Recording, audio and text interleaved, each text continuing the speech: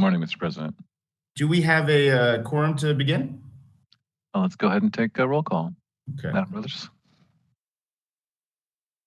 Good morning, board members. President Harabedian, Here. Vice President Ruben Osorio, Good morning. I'm here. Yang Ping Chen, I'm here. Francisco Kim, I'm here. Shu Dong Lee, I'm here. and Dr. Amy Matecki. I'm here. Great, we do have a quorum. Great. We'll welcome everyone. It is June 23rd, 9:04 a.m. I'd just like to welcome everyone, the board, the staff, all members of the public and the profession. And we're excited to be here. And maybe at the next meeting, we'll see you all in person, but we are still on WebEx. And just want to say welcome to everyone and thank you for participating as usual. And we will go right into item number 3, although item number 3, our minutes were not included in the board packet. So what we're going to do is table this for the next meeting. We can approve the April minutes at the next meeting. And so why don't we go into item number 4, the executive management report, and I'll hand it over to Mr. Bodell. Thank you kindly, Mr. President, and apologies members of the public and of the board. Due to that omission on the meeting minutes, we will take it up next time. For the executive management report for the strategic plan announcement, I'm happy to say that we are working with DCA on the translations into the strategic plan survey, environmental survey into Chinese, Korean, and Spanish, and we hope to have that completed in the next few weeks. And the event with the plan that the environmental survey will be happening through July and August, and then we'll be meeting either late August or September to do the planning session itself. So that's moving forward. And then for the budget update, I'd like to turn it over to our partners at the budget office. We have Sarah, our new analyst, who will be presenting, and Renee Milano is also here as well, who you have met or have heard before. Actually, I'll turn it over to both of you and see who's going to be presenting. Cheers.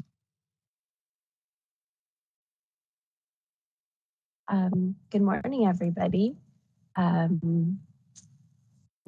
Nice to be here. Again, my name is Sarah Hinkle, and I am here with my budget manager, Renee Milano. And I am the board's budget analyst with DCA, and I'm happy to be here to present the board's fund condition and the current year expenditures. If you refer to the board meeting materials that's provided, the first item is the fund condition statement. And now this is a point in time document, and it's based on the 22-23 governor's budget, and it includes 21-22 prior year actual revenues and expenditures. If you want to liken the fund condition as like of the board's checking account, we read it from top to bottom and then from left to right. And so if you want to follow along with me, the board began the 21-22 with a fund balance of almost 3.5 million and collected close to 3.9 million in revenues. If you bring your attention to the bottom, the board spent almost 3.6 million in expenditures, and that includes direct draws, and this leaves an ending balance, an ending fund balance of 3.6 million and 11.6 months in reserves. So the next column are the current year 22-23 is for the 22-23 fiscal year. Again, the board's beginning balance. This is the balance that was rolled over from the prior year. And so based on our FM10 projections, the board is projected to collect close to 4.2 million in revenue and spend close to 3.8 million in expenditures. Again, these include direct draws, and this leaves ending fund balance of 4.1 million and 11.7 months in reserve. Now the last 3 columns, now these are projected budget years and are based on the current year governor's budget, except for the income from surplus.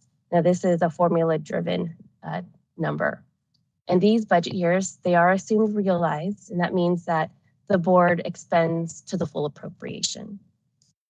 And on a side note, one of the main driving factors to the expenditures and the incremental increases in future years is a result of personal service adjustment. And these include general salary increases, as well as employee comp and retirement rate adjustments. In addition, the budget office includes an ongoing 3% increase to expenditures from budget year and ongoing to account for these ongoing incremental adjustments. And to the extent that the board does not fully expend its appropriation, any savings remains in the board's fund, and this helps the reserve balance. So at this time, we don't have any concerns with the board's funds. We'll continue to monitor the board's budget, and I'll continue to work with board staff to provide monthly updates. And the next document that's also included is the current year 22-23 FM10 expenditure projection. Now, this report includes prior year 21-22 budgeted and actual expenditures in green, and compared to the current year 22-23 budgeted and actual expenditures, again through FM10, and this is in blue. And then we have the projected expenditures through year end in orange. So for 22-23, the board is projected to spend $3.4 million, of which $1.2 million is expended on personal service costs and $2.1 million on operating expenses and equipment. The board projects to save almost $604,000, and any saving that remains in the funds, and again, are available for future appropriations. So regarding the current year expenditures, I'm happy to report that the board is still spending well within its authorized budget, and we don't have any concerns with the board's current year expenditures. Again, we don't have any concerns with the board's fund at all. The board is doing an excellent job of spending within its appropriation.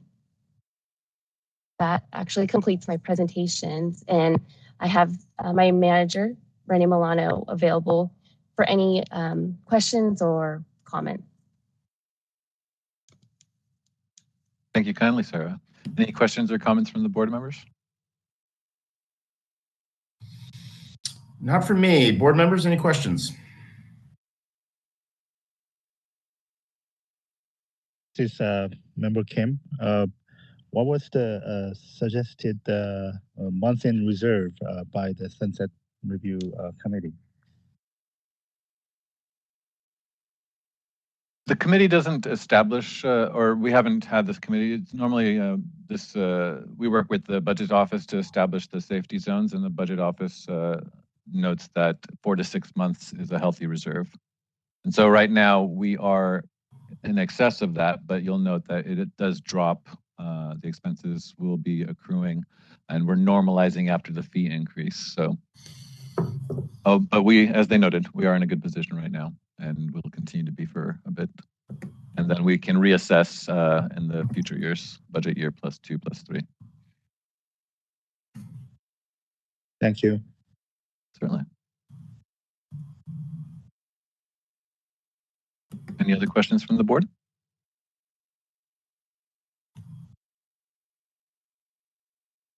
Hearing none, I'll turn to the licensing report.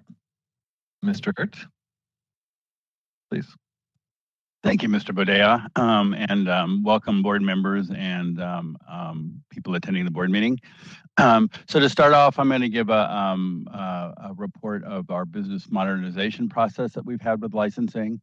One of the major items we worked on is to meet the requirements of AB 107, which allows for a process for military spouses who are licensed in another state to become licensed in California temporarily for a 1-year period.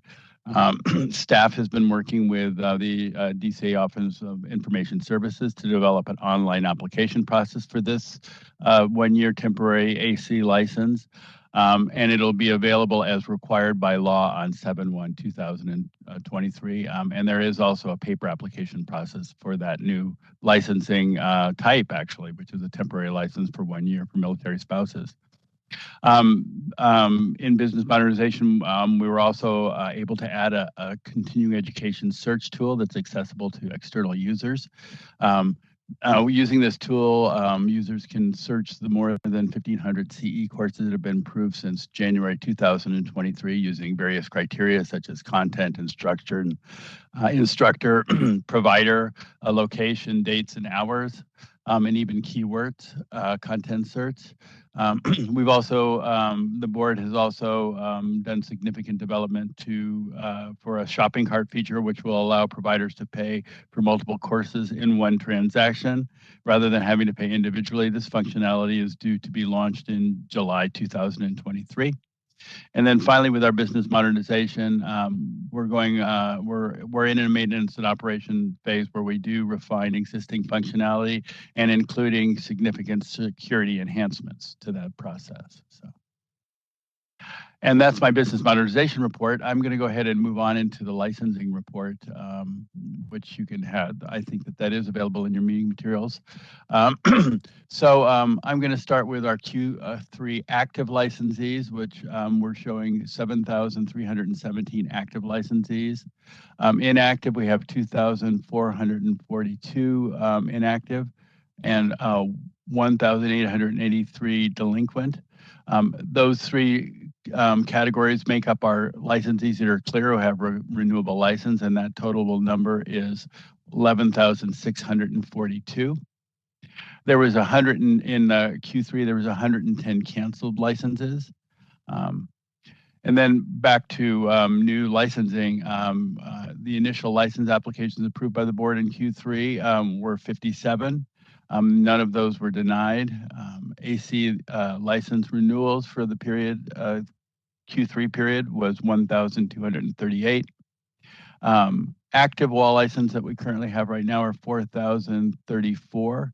And then in Q3, we had 367 new wall licenses applied for, and then also there were 332 wall license renewals. So then moving on to our continuing education reporting, there were 10 new provider applications approved. None of those were denied. Course applications received, we are working with our reports team to get that information, and I do have some raw data on that, but it's not ready to report. So by the next meeting, we'll have much better data report on all these pieces. As this is new functionality with our new Connect system, we're just at the point of being able to build the appropriate reporting to do our regular reporting with that. So that's in progress. In Q3, we did approve 1,519 course applications. There were 10 course denials of those applications.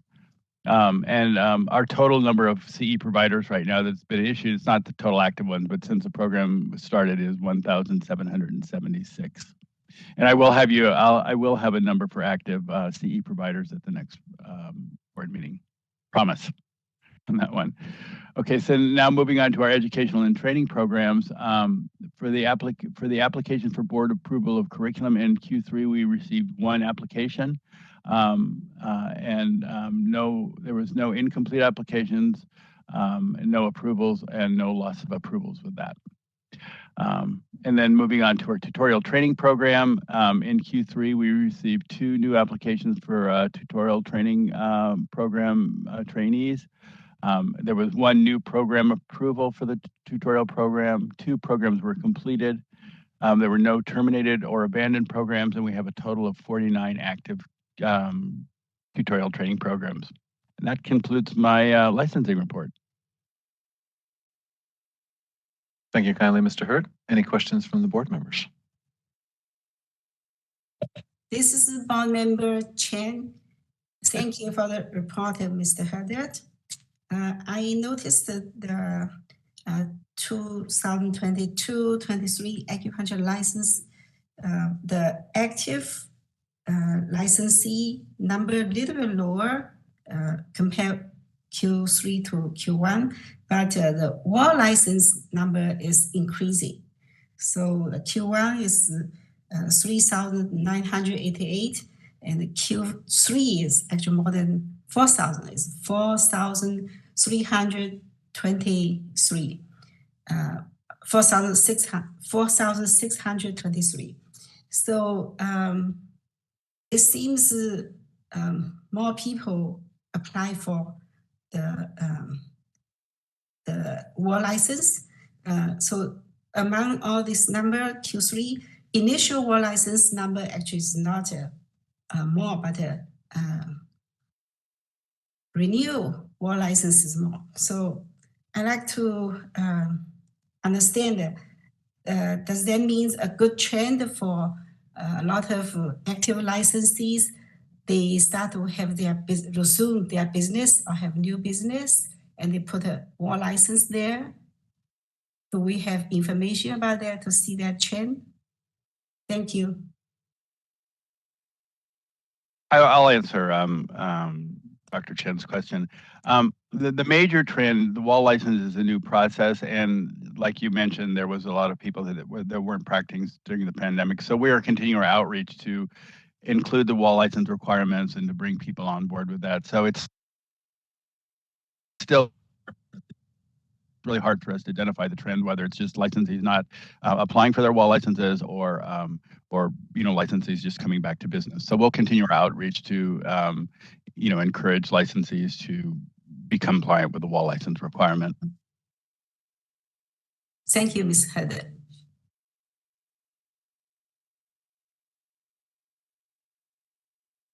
Any other questions from the board? Hearing none.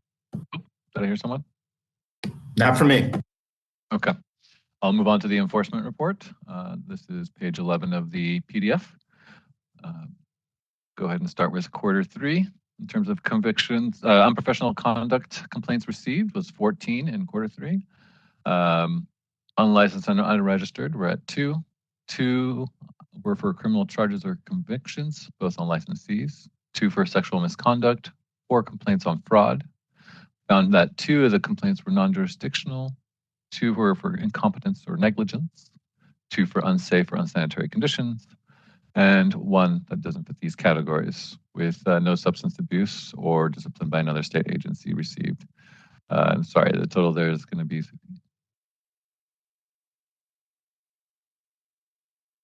31 total. And if we move on to the next page, these are the investigations. 14 were initiated for unprofessional conduct. Actually, I won't go through each of these categories since we kind of did that. So a total of 31 were received. There are 279 investigations pending, with 5 that closed in the last quarter. Moving on to the enforcement performance measures on the next page, page 13. For PM, performance measure 1, volume of convictions and arrests received. We will note the 31 that we just reviewed, which are the 2 that were called out for the convictions. Performance measure 2, intake cycle time. We were at 2 days to be able to open a complaint that we received. For performance measure 3, investigation cycle time, 5 investigations closed, and the average cycle time for those investigations were 105. So those are dropping for those that were reviewed. The next table shows the closing time, all with, most of them in the less than 90 days for quarter 3 at 3, and 1 over 3 years, which brings that number up to 105. So luckily it averaged out to a good number, but you'll note, again, we're having some of those longer, older cases closing out, which does bump our numbers.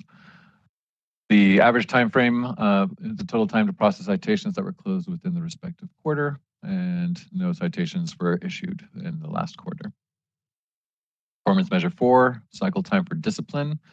We had 1 case at the AG with a total of 733 days. And then 15 cases are currently pending with the AG. There was 1 public reprimand and 1 item closed without disciplinary action. Then for the second to last table, we have the 1 item that closed in under 90 days.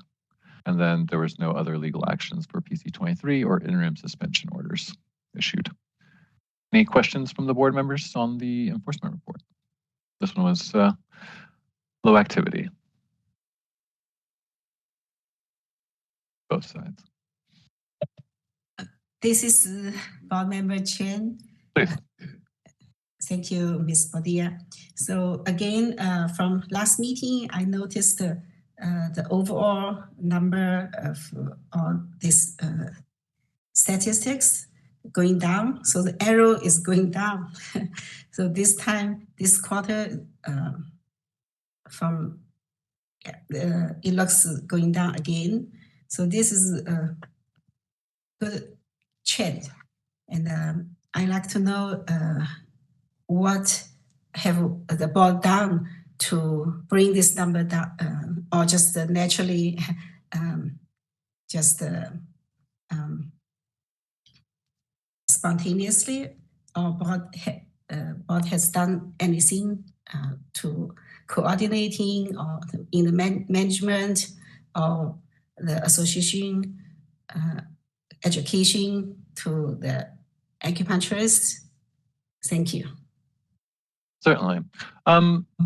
We might be seeing a trend here. What I feel we're seeing here is the work of the 2 analysts that we've hired that have been hitting the cases hard and starting to get them moving again. We did have vacancies for both the positions in the last few years. So they are starting to move things along, and we're very happy to see that. And, again, some cases are more complicated, as we noted, the very long-lasting over 3-year cases, but we're still getting through it. So it's very encouraging to see. Thank you, Ms. Padilla. Certainly. Any other questions from the board members? Not for me. Thank you, Mr. President. I think we're, if there's no other comments from the board members, we can open it up for public comment.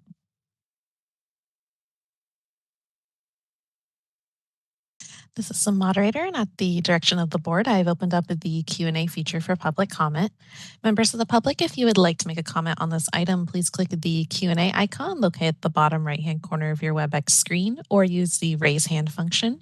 And audio-only participants may raise their hand by pressing *3 on their device.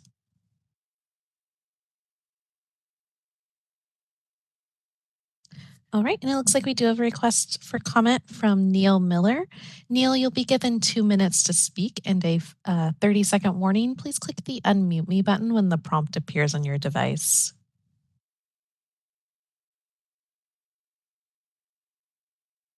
I have a question regarding the length of investigations. It seems like 29% of the investigations are taking 2 or 3 years or more. Ben alluded to some cases are more complicated. But we had one of our members who asked me to ask this question. They were falsely accused of something. The law enforcement dismissed the case, and there was no criminal case to be followed, but it took 3 years to clear this person's name. So for 3 years, one of our members was suffering. And I'd like to know why certain cases are taking so long. It just didn't make sense to us when we reviewed the process, going to the Attorney General, and then no charges were filed, but it took 3 years for the board to clear this person's name.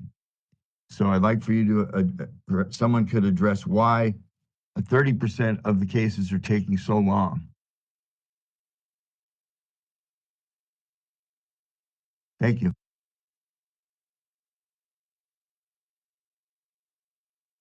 All right, this is the moderator, and we'll move on to our next individual who has requested public comment. Ron Zaidman. And Ron, you'll be given 2 minutes to speak and a 30-second warning. Please click the unmute me button when the prompt appears on your device.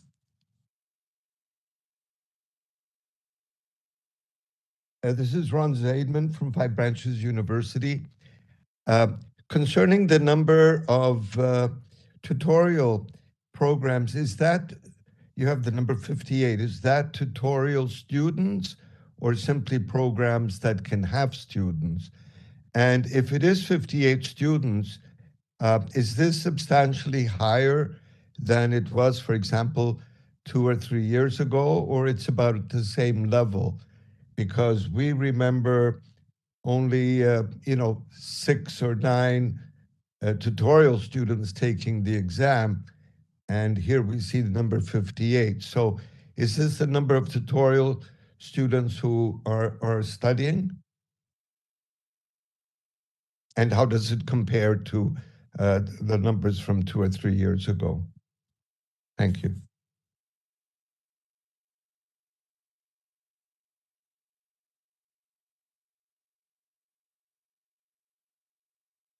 All right, this is the moderator. We'll move on to our next individual who has requested public comment, Angela Pinto. And Angela, you'll be given 2 minutes to speak and a 30-second warning. Please click the unmute me button when the prompt appears on your device.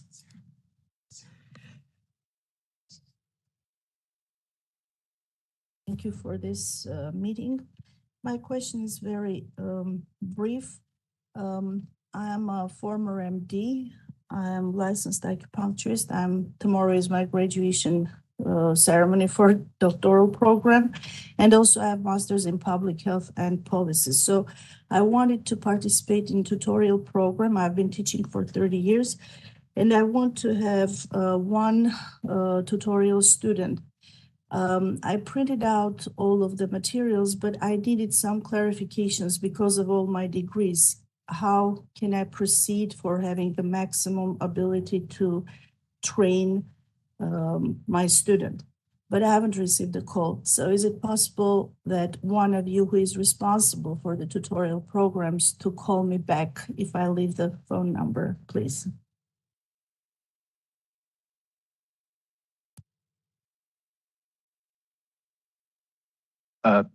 Point of order for the last public comment, please do not publish your phone number on the chat.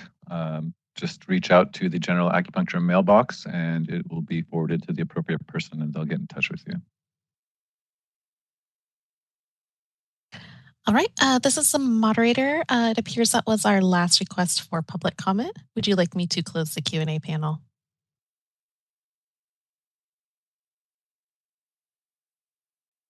Please. Yes, please. Thank you. All right. And then I believe the email address for the acupuncture board will be on the slide. Excellent. Great. If not, it's acupuncture@dca.ca.gov. There you go, right at the bottom. Can we answer those 3 questions, Mr. Boudet? Certainly. In regards to the first question, it's really hard to say because each case is different. And then, as mentioned earlier, we did have vacancies in the position, and the pandemic has thrown things a curveball in terms of how things were done at the beginning. But as mentioned, we do have we're all staffed up in enforcement, and we're moving forward with it. Certainly understand the duress that an individual may feel when they are cited in a complaint, but it does take time to address, to review, and to let go. And there's another item that's critical here, which is a criminal case and an administrative case have different levels of evidence required for transgressions. So just because something isn't criminally prosecutable doesn't mean that it's not administratively prosecutable for against their license. So there are differences there. Again, without details and without going into confidential material, I can't look into this individual, but there are these variances within each case. And we do hope to continue to, as Member Chen noted, the downward trend in the timelines as we continue to process these. So in regards to the tutorial program, Mr. Zeidman, I'm seeing 49 tutorial programs currently approved for Q3. This is the running total at the moment. This is not very different from what we've historically seen. It tends to hover between the 40s and 50s. So there hasn't been much change here for the tutorial program. As to, I'm not sure if there was also a question, is there pass rate, which that material is not here, so I can't comment on that. And then the item for the tutorial program from the individual seeking questions was addressed. Any further clarifications from the board?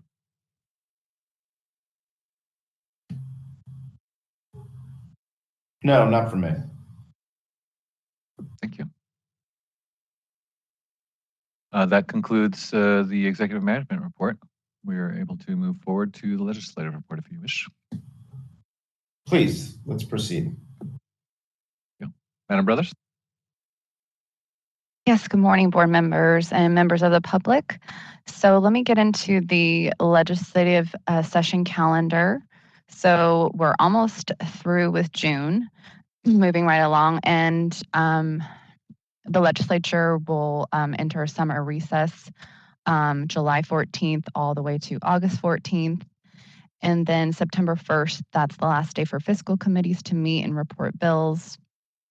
And then, excuse me, September 8th is the last day to amend bills on the floor. I think some of the dates got cut off. So let me just verbally, October 14th is the last day for the governor to sign or veto bills passed by the legislature on or before that September 14th date. So that's really the timeline that we're looking at right now. And then moving on to the pending legislation of interest. These are the status of each of these bills is as of June 1st. And last time we met, the board took a support position on 2 bills, and those are listed in the agenda, and a watch position on 8 bills. I'm going to just really go over one bill, which is our sunset bill, and that's AB 1264. And so let me just get into that. We did bring that to the board last time, but it didn't have any, it was more just technical cleanup and changes at that time. And then since we've met, there has been some more substantive changes, and it's been amended on April 20th. So getting into the summary of the bill, it extends the board's authority to regulate the profession of acupuncture for an additional 4 years to January 1st, 2028. It establishes definitions and criteria for a supervising acupuncturist and acupuncture assistant.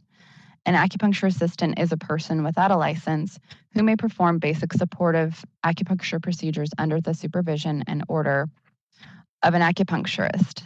Basic supportive acupuncture service includes needle removal, cupping, moxibustion, gua sha, and any other service listed under BMP Code Section 4937B. It does not cite 4937A because that includes the practice of acupuncture, which would not be allowed for an acupuncture assistant. And so it is explicit in that it prohibits acupuncture assistants from performing particular procedures, and that acupuncture would not be part of, practicing acupuncture would not be a basic supportive acupuncture service. The bill also updates any reference to Accreditation Commission for Acupuncture and Oriental Medicine within the Act to its updated name, which is Accreditation Commission for Acupuncture and Herbal Medicine, or its successor entity. And the bill also, under the statutory provisions related to the WA license or place of practice statute, the bill would delete the requirement that requires an acupuncturist be responsible for Asian massage services at a place of practice. Just so you know, this is considered a technical cleanup, as Asian massage is already included under Section 4937 of the code, which is already cited as treatments an acupuncturist is responsible for at a place of practice. And I'll kind of elaborate on that a little bit more. So getting into the board's the impact to the board, under the new legislation, the bill allows the board to continue to operate and to protect the people of California. And the technical change of the removal of Asian massage under BMP Code Section 4961, as noted, it's a non-substantive change. Asian massage is already listed in BPC Section 4937, which is currently cited in BPC Section 4961 as the statute that lists all the practices an acupuncturist is responsible for at a place of practice. So Right now, it's kind of redundant to specifically call out Asian massage. So it's just a cleanup of removing that. The bill's establishment of acupuncture assistants and the scope of procedures permitted under basic supportive acupuncture services helps guide the profession on the qualifications and standards when an acupuncturist chooses to engage these services. These amendments provide a framework for these services to occur with public safety in mind. Acupuncture students in an educational and training course or tutorial program, as well as a graduate participating in a postgraduate review course that does not exceed 1 year, are already allowed to administer acupuncture treatment as part of their educational training. AB 1264 would allow students who meet the specified criteria to perform needle removal, among other specified supportive acupuncture procedures, in a setting unaffiliated with their education. So this is brand new, and there was never been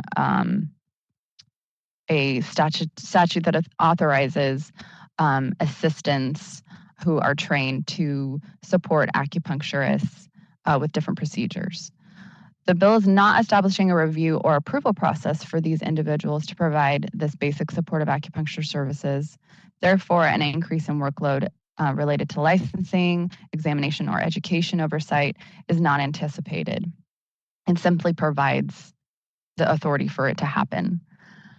As written, the bill defines a supervising acupuncturist as a licensee who is not otherwise subject to formal disciplinary action unless approved by the board. This language implies there can be a review process by the board in approving a licensee as a supervising acupuncturist when the licensee has been disciplined.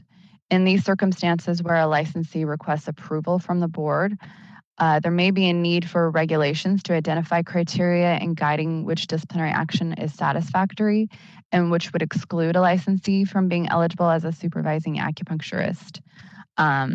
So if we did have to develop criteria, that would have to be through regulation. And so we're just identifying the workload involved with the rulemaking process. So it's possible that there could be some amendments to this section so the board doesn't need to be involved in determining when a supervising acupuncturist can be approved based on if they had some prior discipline. For the fiscal impact, for fiscal year 21-22, there was a total of 342 first-time test takers from approved educational and training programs. It is assumed that the majority of these first-time test takers recently graduated, therefore have the minimum 700 hours of clinical practice, which is required by the bill, and are considered eligible as acupuncture assistants under the criteria proposed by the bill. Also assuming that not all acupuncture students will engage as acupuncture assistants, an average size portion of these students could engage in an acupuncture assistant position, which could amount to approximately 240 assistants engaging in basic supportive acupuncture services throughout the state. And this is annually. Anytime there is a change to the practice of acupuncture in terms of there may be more treatments performed, we could potentially receive an increase in complaints. In fiscal year 21-22, we received complaints on less than 1% of the population of active licensees. So if the use of acupuncture assistants were to expand, not expand the practice of acupuncture, but just people getting treated more treatments provided, then the board could see an increase in complaints at a minimal volume, again, approximately around 1% of the population of acupuncture assistants, which really amounts to about 24 complaints annually. So that's what we're anticipating. It could increase the complaint volume. And the subject of the complaint would not be against the actual assistant. It would actually go against the supervising acupuncturist as a licensee, as that is our jurisdiction is over.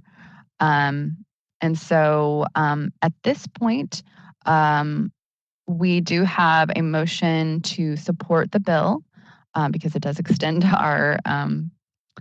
our date and other things.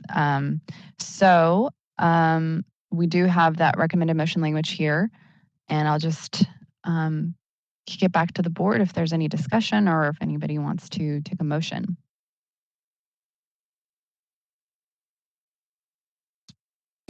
Any questions from the board on this? This is Member Chen. Thank you, Please go ahead. Thank you, Ms. President. So thank you, Ms. Christine Brothers, for this very detailed description material for us to understand.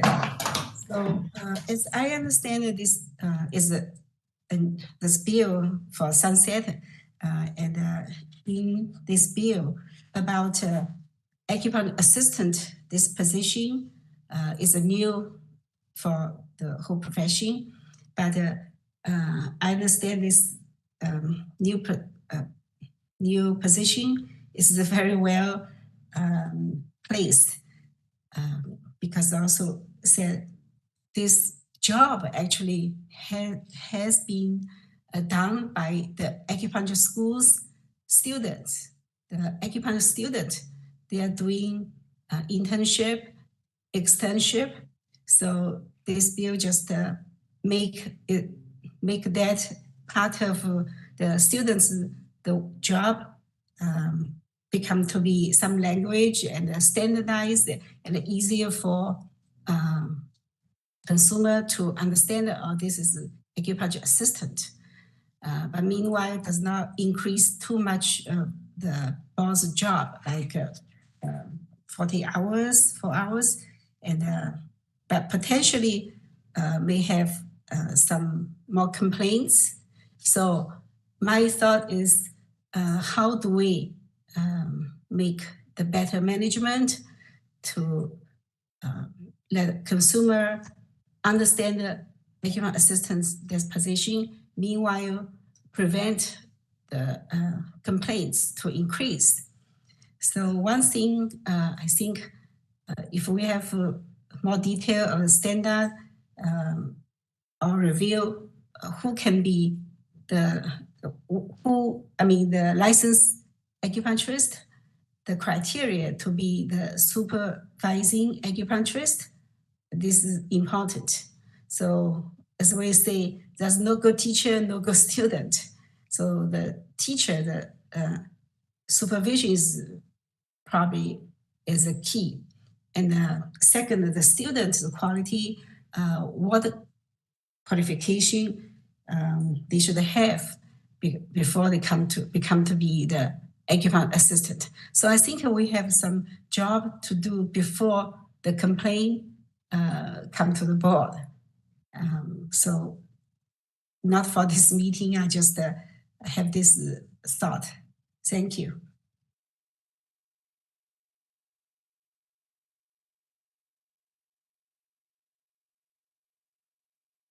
Thank you for that. Is anyone else have a comment or a question?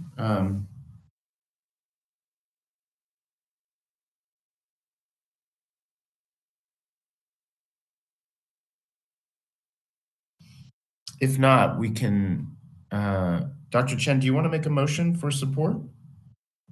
Yes, thank you.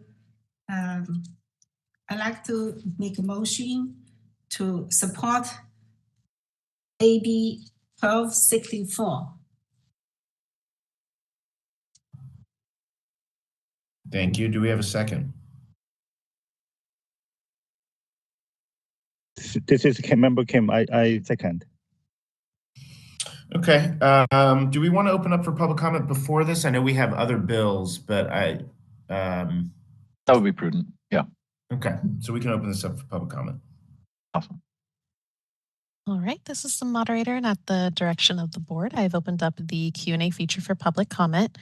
Members of the public, if you would like to make a comment on this item, please click the Q&A icon located at the bottom right-hand corner of your WebEx screen or use the raise hand function. Right, and I do have a couple requests for public comments. I'm going to go with the raised hands first, and I'll go over to the Q&A. First, we have A. Chuang. And you'll be given 2 minutes to speak and a 30-second warning. Please click the unmute me button when the prompt appears on your device.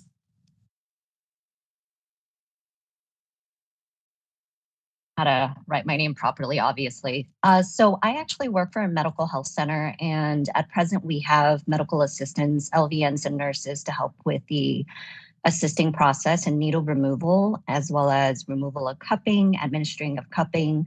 So in regards to this particular bill and the rule for the acupuncture assistant, I wanted to know if there's going to be a training that could be provided for the existing medical staff, or is this a completely different role in the medical health system?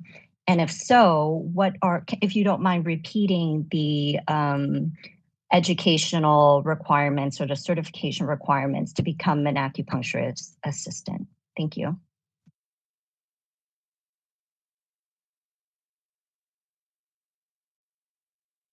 All right, this is the moderator. We'll move on to our next individual who has requested public comment, Angela Pinto. And Angela, you'll be given 2 minutes to speak and a 30-second warning. Please click the unmute me button when the prompt appears on your device. Thank you. Actually, I wanted to second the previous person who questioned that, because it's exactly what I was going to ask. Are we going to get, as acupuncturists, additional information how to train and what are the requirements, how this process is going to take place? Like, do they have to take clean needle technique from a certain educational institutions, or we can do the training, et cetera, et cetera? So the previous person who asked this question, I think she covered all the questions that I wanted to ask. Thank you so much.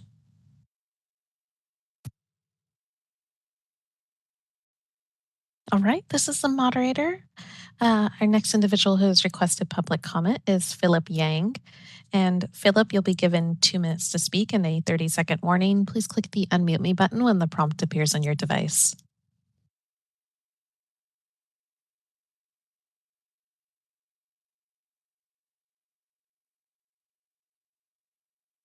Philip Yang, represent American Acupuncture and Chinese Medicine Association, and also California University Silicon Valley.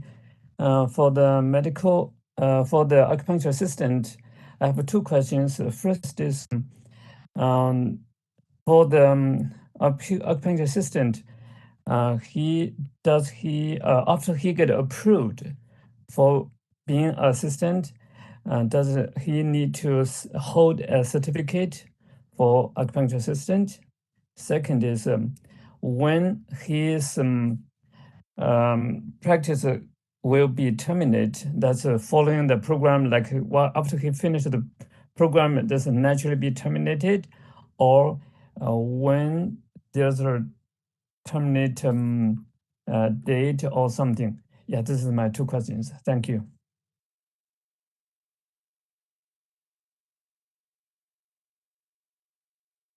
All right, this is the moderator. Next individual who has requested public comment is Neil Miller.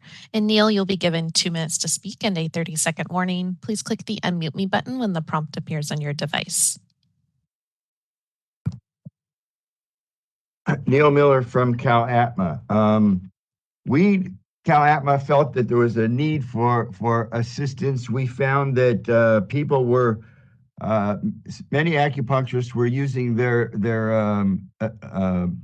staff to pull out needles and to do other things within the clinic, and we thought that was not in the best interest of public safety.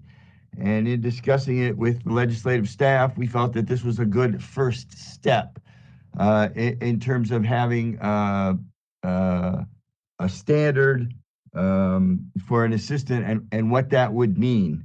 As far as medical doctors and DOs directing nurses to take out needles, AB 174 made that a misdemeanor to direct someone to do acupuncture or to handle an acupuncture needle.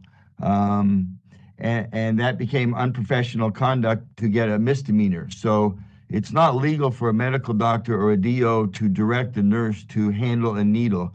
Perhaps in the future, this assistant could be expanded upon where there would be a training. But at this point, we felt that students have to take the clean needle technique as part of their curriculum, and that they had enough education by the time that they had the required amount of hours to 30 seconds.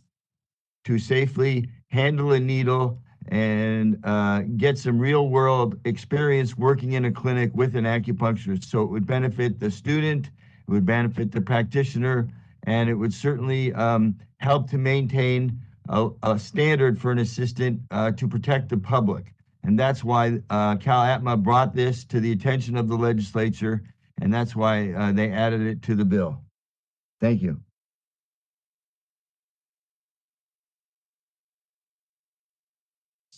All right, this is the moderator. It appears that was our last request for public comment. Would you like me to close the Q&A panel?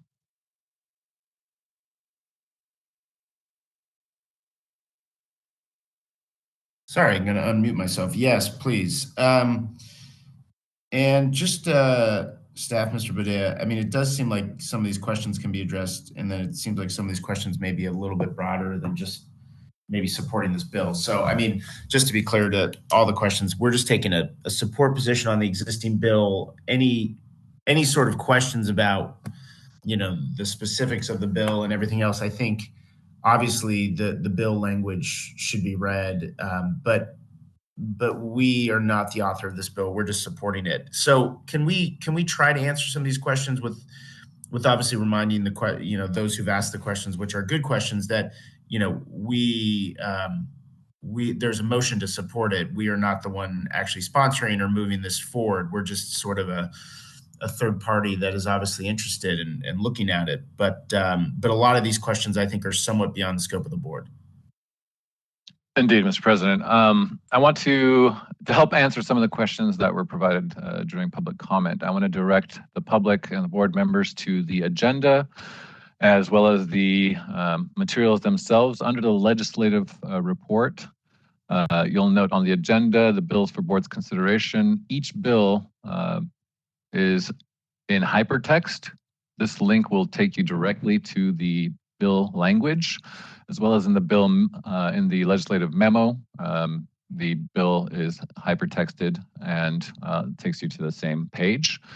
Now, I'll be reading from the website for some clarifications. There is in section 4927, there is amendments taking place. Section E is being added that defines what a supervising acupuncturist means. And that is an individual that is licensed to practice acupuncture in this state, and that the license is current, valid, and has not been suspended or revoked or otherwise subject to formal disciplinary action unless approved by the board. Since the board does not have regulations for this, my understanding is that there would be no approval with formal disciplinary action. This does not include citations. This is if it goes to the DOJ, Department of Justice, for an administrative action.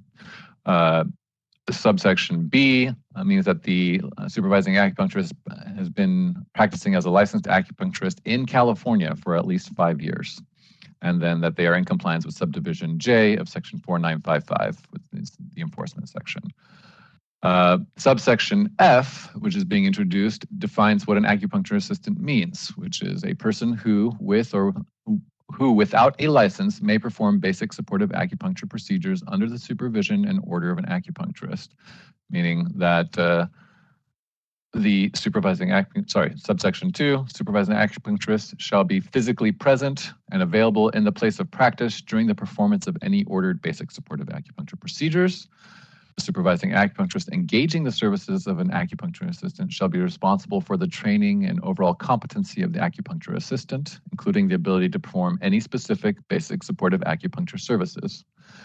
And the supervising acupuncturist shall ensure the acupuncturist assistant meets the following, and this is critical. This individual is enrolled in an approved educational and training program and has completed at least a minimum of 700 hours of clinical practice.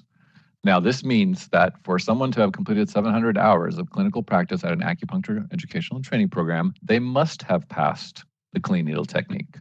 They must have gone through the observational phase of the clinical training and education and through treatment with a supervisor present. So this is the beginning of individual practice with a supervisor physically present in the building to be able to address any emergencies. One of the questions was, does this address individuals outside of the acupuncture profession. No, this is clear. This is individuals who are currently in a training program.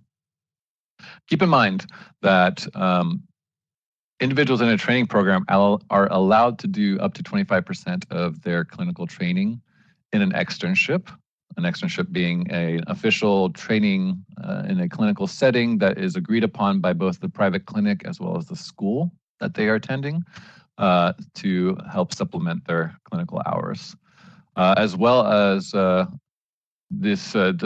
a tutorial student would be able to engage in these practices as well. So this is separate from both of those situations, but in the fact that it allows for at least those that are in a training program and have completed and graduated up to 1 year after their graduation to be practicing as an acupuncture assistant.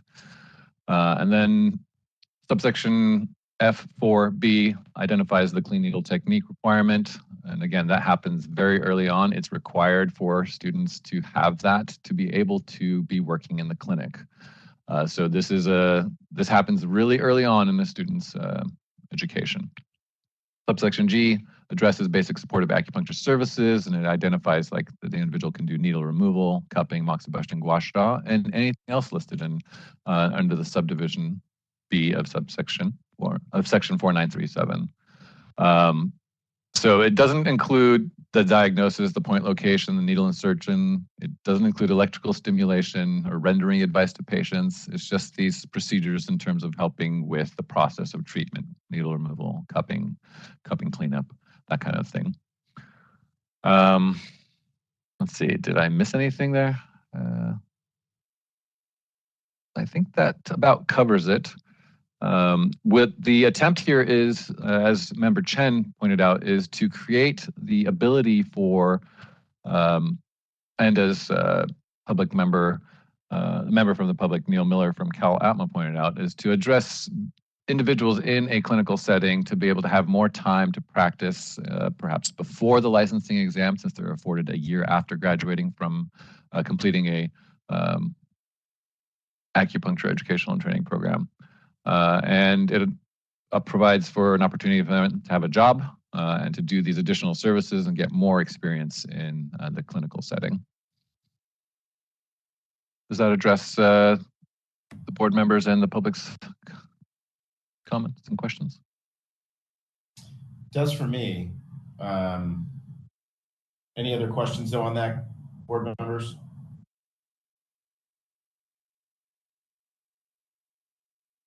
And if not, we do have a motion in a second, so why don't we vote? Certainly. Christina, if you'd like to take the roll call, please. Yes. President John Harabedian? Yes. Vice President Ruben Osorio?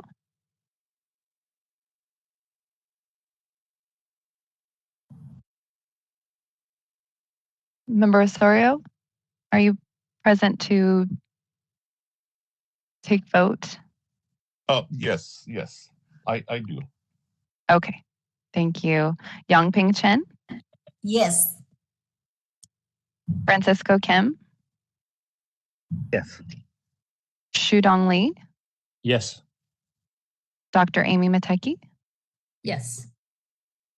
Okay. The motion passes support position on AB 1264. Thank you, members. Great to have that support for our sunset legislation. I do have one additional item to address for this bill. Being that it's our sunset bill, we are able to bring to the committees items that the board feels it would like to be addressed. And in reviewing the expiring strategic plan, one of our items was to look at the ability to request the ability for site inspections when a complaint comes in. Presently, we don't have site inspection authority to go into an acupuncture clinic and look at the files or go beyond the public area of the clinic. And for us to continue to conduct investigations, or I should say for the board's designees, which is the DCA's Division of Investigation, they are our investigators, to be able to go into these settings in which acupuncture services are being offered or we feel that they're being offered due to complaints provided, our investigators have to ask permission to take a look at those files or to take a look at the treatment rooms. So there's no ability for an individual to, for example, for an investigator, for example, to check on the conditions of someone's office if we get a complaint on unsanitary conditions beyond the public area. And so we would have to ask for permission for that, and then, of course, this would be alerted to do whatnot. We've heard from investigators that folks will go in to request documents. They'll be denied access at first, and then when they come back and are given access after some time, that they feel that those documents have been changed since that time. So I bring it to your attention that if you would like, and we'd love to hear from the associations as well, but if you would like to motion for me to work with the committees to see if we can get this authority. This is authority that's provided to other boards, other healing arts boards, such as the Board of Optometry, Physical Therapy Board, a number of others that don't come to mind immediately, then we can entertain that motion as well. And this would be an opportune time, and we can see if the consultants would want to take it up. Any questions or comments from the board? I see Dr. Mateki. Yes, thank you, Mr. Bodia. I'm so glad you brought this up because this is one of my questions. But I want to support our sunset bill. I just don't know when to bring this up. Yes, especially, this involved also acupuncture students, can be assistant. So we already discussed the possibility compliance will goes up. I would like to address this is one part for the board. You haven't mentioned. We have the difficulty, for the supervision if something happened. I would like to know how to support on this. I'm just very glad that, the staff and has realized how can the board member and also, I'm currently on the committee for the education and the licensees. I'd like to know how to support on this. Thank you. Thank you, Dr. Mateki. Yes, and this is why I wanted to not include it in the initial support and just request the board's blessing to approach the consultants and approach the associations. Again, we'd love to hear from the associations on this. One thing I forgot to mention is that this would also be helpful in reducing our investigation timeframes, seeing as how the investigators would be able to have immediate access. And another underscoring, this is complaint driven. We're not seeking a mandatory site inspection authority. We're seeking just the ability to address complaints as they're brought up with us, and hopefully shorten some of our timeframes. And it's not, I'm bringing it up now to not tie it to the sunset bill, so that if there's questions between the committee consultants or the associations, it doesn't hold up the board being renewed. But I think that this is a goal that helps improve public safety, addresses a strategic plan item, addresses why we have wall licenses, and the new frontier of the acupuncture assistants coming online. So, this is Member Kim. Yeah. Please. Yeah. Is for example, medical board has same the regulation like this? Let me return to Ms. Brothers. Ms. Brothers, do you recall if this is the case? I can't recall the full list of boards we identified that have this authority. Medical board seems pretty developed. Yeah, I don't recall offhand. I'm bringing up my research on that. And let me see if we did look into medical board, but I can definitely pull from some of the boards that we did look at. Let's see here. So it looks like with medical board, they were limited to investigating whether a hospital has established required rules, policies. So we did not get into their inspection authority too much. We more borrowed from, or not borrowed, sorry, we more looked at Board of Optometry. We looked at the Veterinary Medical Board. And we also looked at the Respiratory Therapy Board. But yeah, a number of boards do have inspection authority. It looks, and that they can inspect records, the premises. Dental Board has it.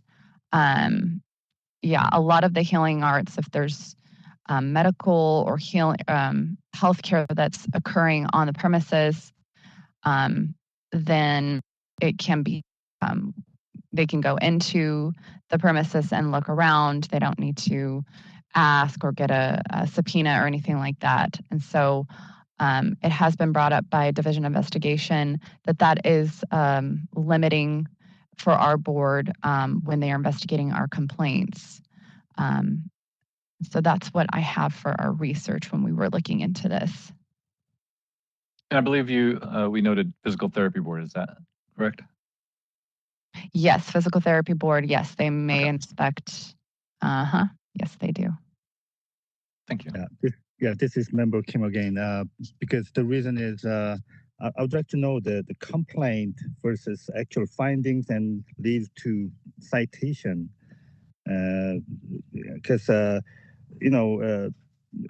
acupuncture is like providing is considered as a primary care, and some of them, yes, they were referred by their physicians, but since the patients doesn't know sometimes about this acupuncture procedure, even I bet investigators not familiar with it. So maybe and also to consider the protection of the public. Yes, it'll have a pretty positive impact on the investigators going to and inspect the site.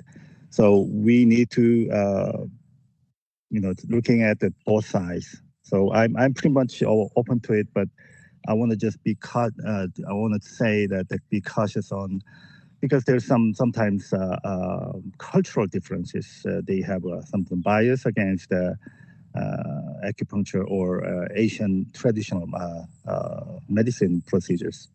So that's what I was concerned.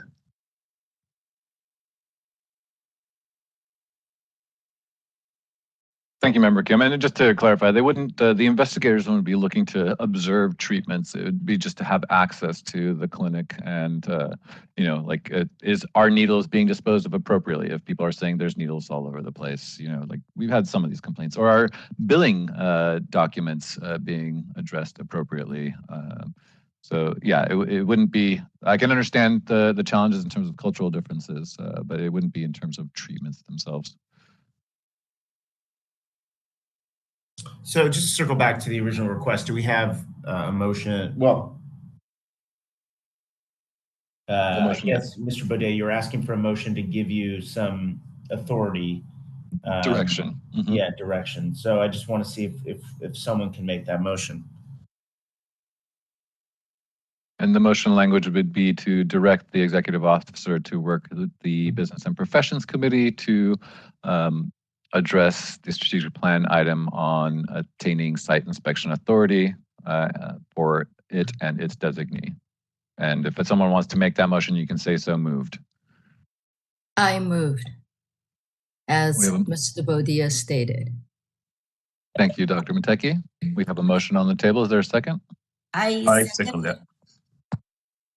I heard Vice President Osorio and Dr. Chen. We'll go with... Go ahead. Very well, with Mr. Osorio for the second. Let's go ahead and open up from public comment. for public comment, please. This is the moderator, and at the direction of the board, I've opened up the Q&A feature for public comment. Members of the public, if you would like to make a comment on this item, please click the Q&A icon located at the bottom right-hand corner of your WebEx screen or use the raise hand function. And audio-only participants may raise their hand by pressing *3 on their device.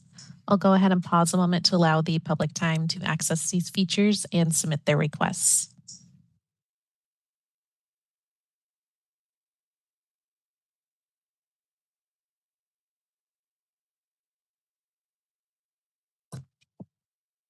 All right, and seeing none, would you like me to close that Q&A panel? Please.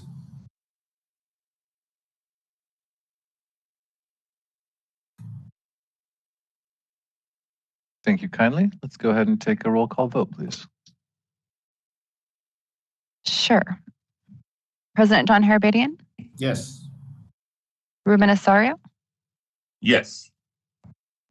Yangping Chen, Yes. Francisco Kim,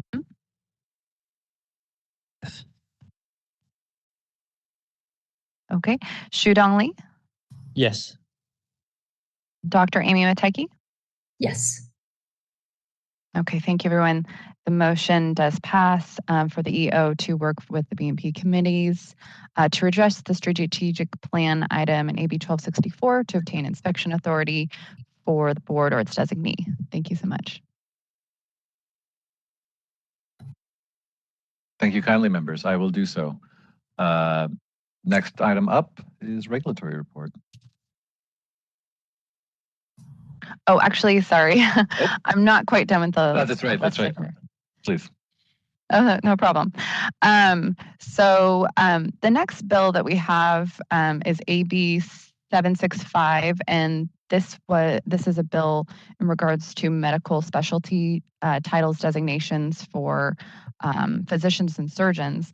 This bill was brought up at the last board meeting by the public, and so we did want to bring it to the board's attention. However, since then, the bill is dead for 2023. So at the time we first reviewed this, we did have a watch recommendation, but given that the bill is dead, and we will likely just bring it next year anyways, if there's any movement on it or updates, we recommend that no position be taken at this time. So I don't know if any board members have any questions on that bill, but again, it's dead. It's not going to move forward. But I just want to bring that to your attention.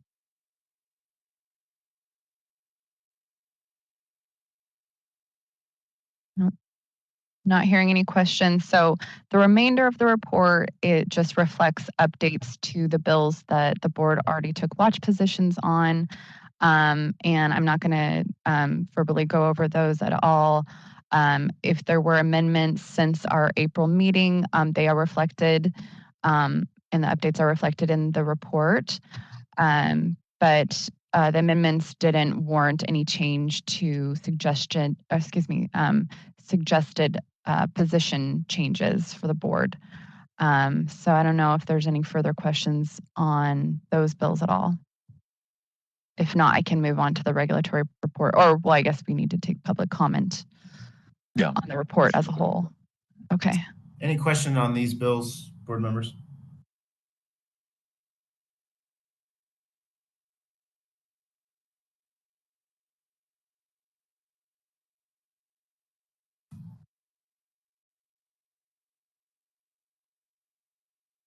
Hearing none, why don't we open up for public comment? Certainly. This is the moderator, and at the direction of the board, I've opened up the Q&A feature for public comment. Members of the public, if you would like to make a comment on this item, please click the Q&A icon located at the bottom right-hand corner of your WebEx screen or use the raise hand function. And audio-only participants may raise their hand by pressing *3 on their device. I'll pause a moment to allow the public time to access these features and submit their requests.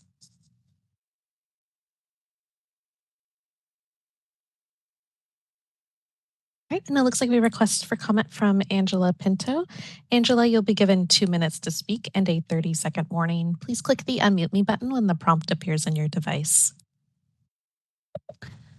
Thank you. I apologize. I wasn't sure what meant the statement about MDs and surgeons.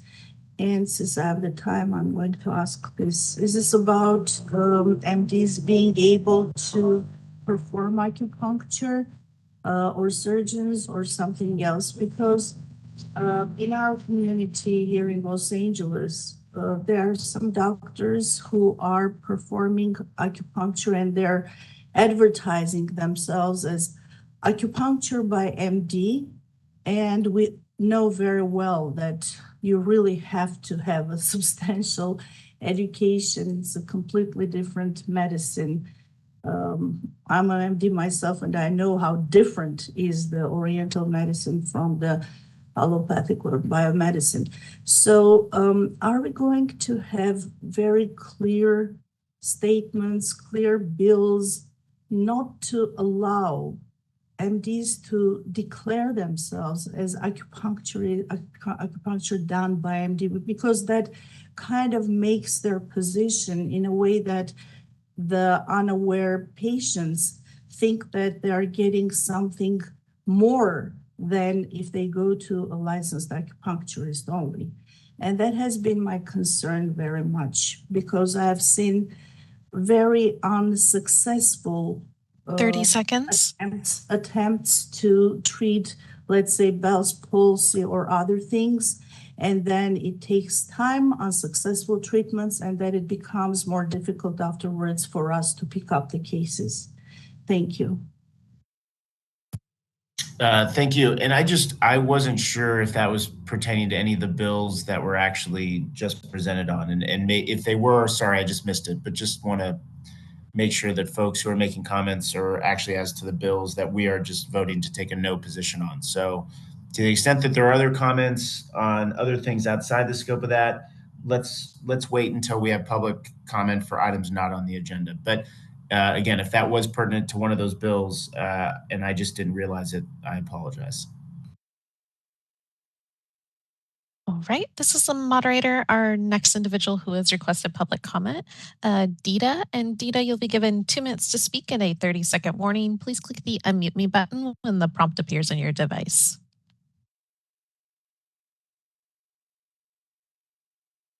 Thank you. I'm sorry, can you hear me? Yes, we can hear you now. Oh, perfect. I would like to second Ms. Pinto in her concern about other practitioners who may have a superior image in the general public's view, infringing upon acupuncture. And I'm sorry, can I just jump in here really quickly? I'm sorry, does this have to do with any of the bills that were just discussed? And if there are, which bill are you? This is in reference to the Assembly Bill 765. I know it's dead for this year, but I have a feeling that it's going to come back. Thank you. Thank you. A point of order. So both of these questions aren't addressing the bill itself. There is no discussion about MDs being taken away the authority to practice medicine. Acupuncture is medicine, and MDs and DOs are allowed to practice it without an acupuncturist license under their scope as an MD or DO. So the AB 764 only addresses who could use the title MD or DO. So, there is the title, the doctor title listed on this, as I see. So if an acupuncturist who has a doctorate degree in acupuncture and oriental medicine, would they be able to call themselves a doctor?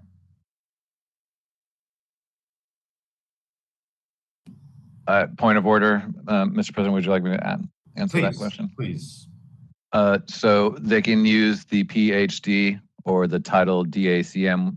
It depends on the titles that are being designated right now. I know the Accreditation Commission for Acupuncture and Herbal Medicine are working on degree titles. I know this has been a big issue for some of the schools, as in there's over 6 different types of degree titles, if not more, across the nation. Again, and Madam Brothers, correct me if I'm wrong, but my understanding is that AB 764 addresses solely who can use MD or DO in their title. Yeah, AB 765 is not specific to acupuncture. It actually there's already a law that exists that states, and this is part of the Medical Practice Act. I don't have the exact section. I think it's section BPC 2052, where it already says it's against the law for anybody who doesn't possess a physician and surgeon license to appear that they're a doctor, claim that they're a doctor or MD or physician. And so AB 765 is also protecting additional medical specialty titles and listing those that if they were to say that they specialize in, let me see, like I'm trying to think of something. If they specialize in OBGYN or pediatrics or those kinds of more specialized designations, if they were to list that that could also be illegal and unrepresented, or that they're representing that they are licensed as a physician and surgeon or practicing medicine if they don't possess a physician and surgeon's license. The reason we're bringing it up is it was brought up by a public member from the last time, but it does not affect acupuncture because the bill itself also states that if other licensees can use the prefix doctor if they hold a current and active license under another chapter of Division 2 to the extent that they use the title consistent with their act. And so acupuncturists are licensed under Division 2, and BPC 4936 authorizes licensed acupuncturists to use the title doctor if they possess a doctorate level degree. And then the bill further clarifies that a person whose use of the title is not associated with any claim or of entitlement to practice medicine of any other professional service for which the title would be untrue or misleading. And so again, that's specific to the practice of medicine, not acupuncture. So I think the concerns that are being expressed are unrelated to the bill itself. And again, the bill is dead and it may be amended next year. So yeah. Thank you, Madam Brothers. And point of order, I believe we're still in public comment. All right, this is the moderator. Appears there are no further requests for public comment. Would you like me to close that Q&A panel? Please, thank you.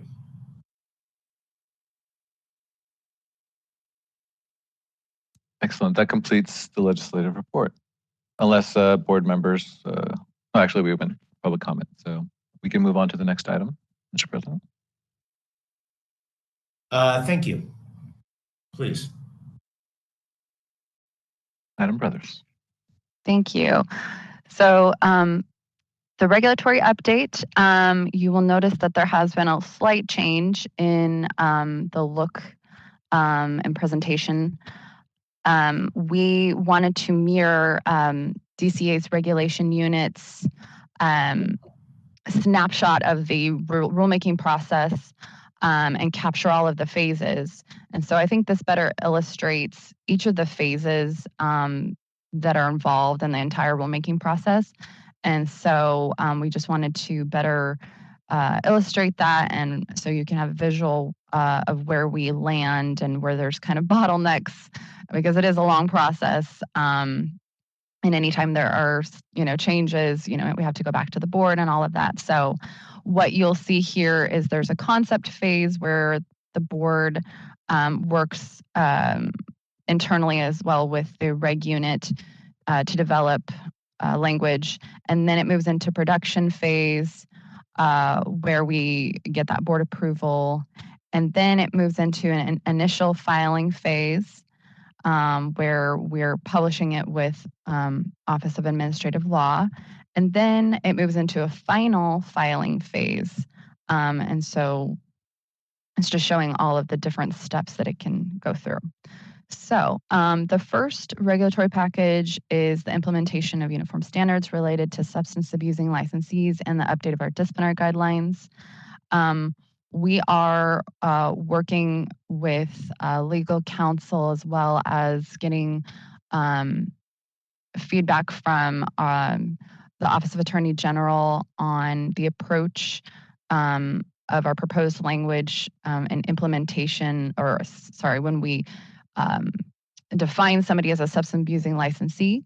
And so we're just working on that and should be able to bring that back to the board, proposed language, probably revisions at a later date.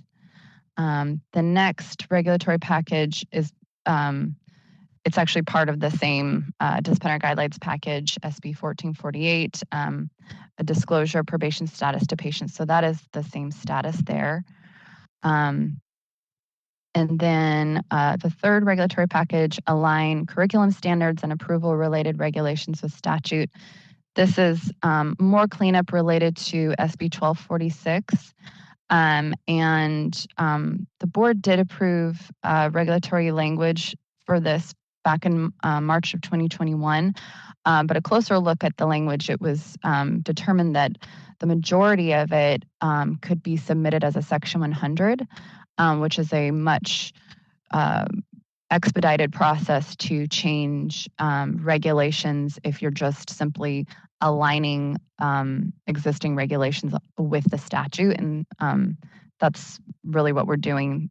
So that is under review with the reg unit and just going a little in the editing process. So hopefully that will be submitted to OAL in the next, I don't know, hopefully month or something.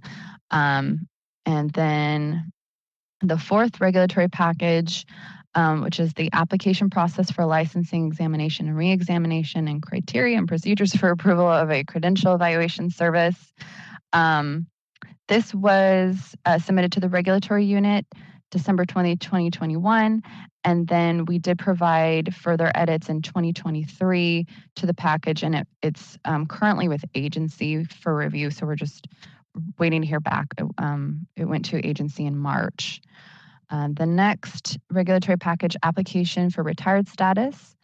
The board is working on that package as well. It may have to go through some edits, and proposed language might have to come back to the board at a later time. The sixth regulatory package, continuing education requirements. This is where we're setting a requirement for law and ethics for CE for licensees. And this was submitted to the regulatory unit March 9th for initial review. And then we do have some edits to the proposed language that we're bringing to the board today for consideration. The next package, standards of practice for telehealth services. Staff has been working with the reg unit on that. Again, some revisions to the proposed language that was previously approved March 2021. We'll have to bring back to an upcoming board meeting. And then the final package, hand hygiene requirements, is an older regulatory item that got sort of backburnered. And so we're looking at that again with the reg unit. And again, we'll have to have some revisions come back to the board for review. So any questions on the reg report?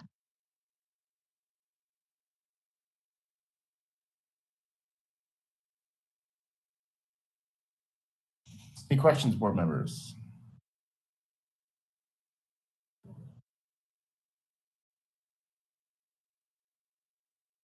I think we can open this up for public comment.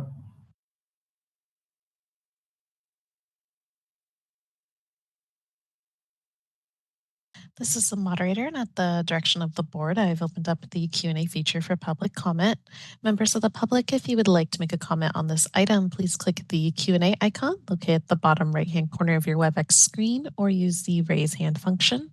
And audio-only participants may raise their hand by pressing *3 on their device. I'll pause a moment to allow the public time to access these features and submit their requests.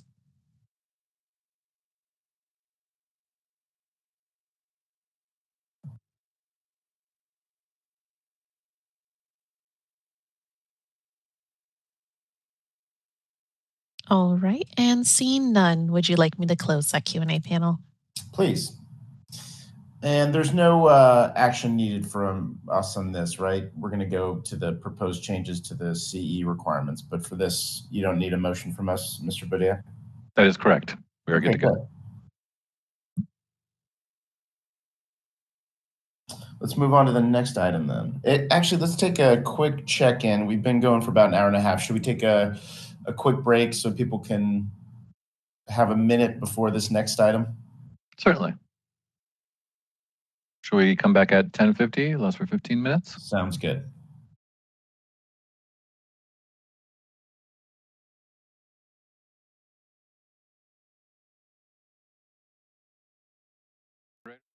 Taking roll, President John Harabedian. Here. Vice President Ruben Osorio. Here.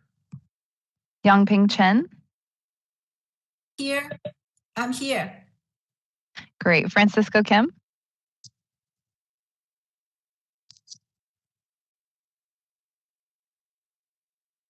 Member Kim, I'm sorry, I don't know if you said something. I didn't hear it.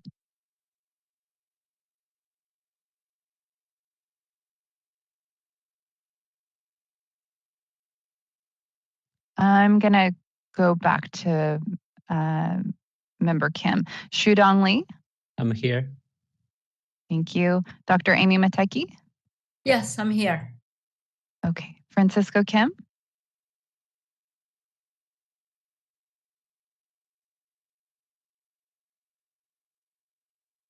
I don't know if he's, oh. I see that you're unmuted, but I didn't hear anything.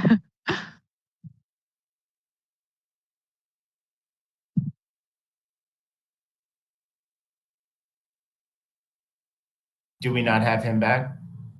I don't know. I saw the mute button go off for a minute. This is the moderator. I sent a request to Board Member Kim to unmute.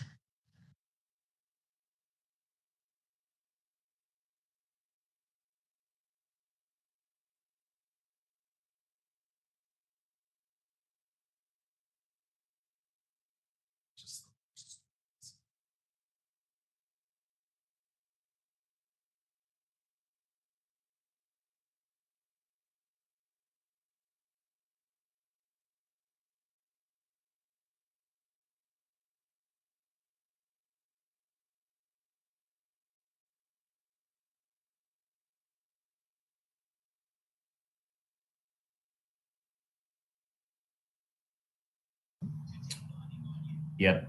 I will take your whatever you want to do, Mr. Bodea. We do have quorum, so we can come back, we can resume with quorum and then check in later to see if Mr. Kim has been able let's to resume. this. Let's Okay. resume. Before, let's reopen the last item number 3. Neil Miller had a comment and he was not called upon. So can we quickly do that, please? Certainly.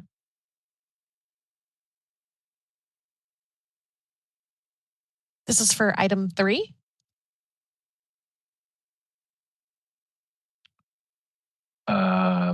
That's what I heard. Let's just open it up for public comment and see. Item 3 was the minutes, so it may be something. Sorry, guys. The last item that we were the regulatory update. The regulatory update. Item number 3, or item number 3 within the last regulatory update. Got it. So it would be agenda item 6. Oh, all right. I apologize. I must have not seen a hand or a Q&A. But now, there we go. The Q&A is open. And then Neil, you'll be given 2 minutes to speak and a 30-second warning. Please click the unmute me button when the prompt appears on your device. Thank you, Chairman Harmedian. My question is regarding the education and training approval by the board versus approving schools. And if somebody could expand on that, I really could you be more could you explain a little bit more about that, how that works and how that will affect the profession and the regulation of the profession of education? Point of clarification, I'm unclear what we're referencing here. Are you referring to the continuing education law and ethics requirement or the aligning curriculum standards and approval related regulations with statute? Aligning curriculum and statutes. It says that the board is no longer approving schools, but they'll be approving education and training programs. I think that that's what it said. Yes. Well, Mr. President, should I address this at this moment? Please. This is addressing changes that happened back in 2016, 2017, wherein the board no longer became the approver of training programs, but of their curriculum. And training programs became educational and training programs in statute. That's how the term was changed. And then for these educational and training programs, they require 3 approvals to be considered an approved educational and training program. That is, the board has to approve the curriculum. The educational and training program has to have Bureau of Private Post-Secondary Education or their respective state's equivalent approval to be a school in that state, as well as the Accreditation Commission for Acupuncture and Herbal Medicine's approval to be accreditation, to be an acupuncture school. So we're just aligning. We're not changing anything there. These changes have already gone in place. What Madam Brothers noted in item B of the regulatory report is that this is going to be just more cleanup to address what we didn't address when we did the regulatory item, I believe, in 2018, that really followed suit with the statute at that point. So we realigned. If the public and members recall, we removed the previous, the pre-2005 curriculum requirements, which was grandfathered in at the time that the transition was happening to 3,000 hours from the previous requirement. And so now there's no longer any mention of that older requirement. Everybody's on the minimum 3,000 hours requirement plus the new approval process that was instituted with those statutes. That's what I thought. Thank you for clarifying. Quite welcome. Okay. Thank you for that. We can close public comment now and move on to the next item. Certainly. The next item is, as was briefly covered during the regulatory report, additional changes to the amend sections 1399.483, .489, .489.1 in Title 16 of the California Code of Regulations for continuing education, and this pertains to the law and ethics requirement. And Madam Brothers, if you could please provide the additional items for the board and the public to review. Thank you. Thanks for the introduction.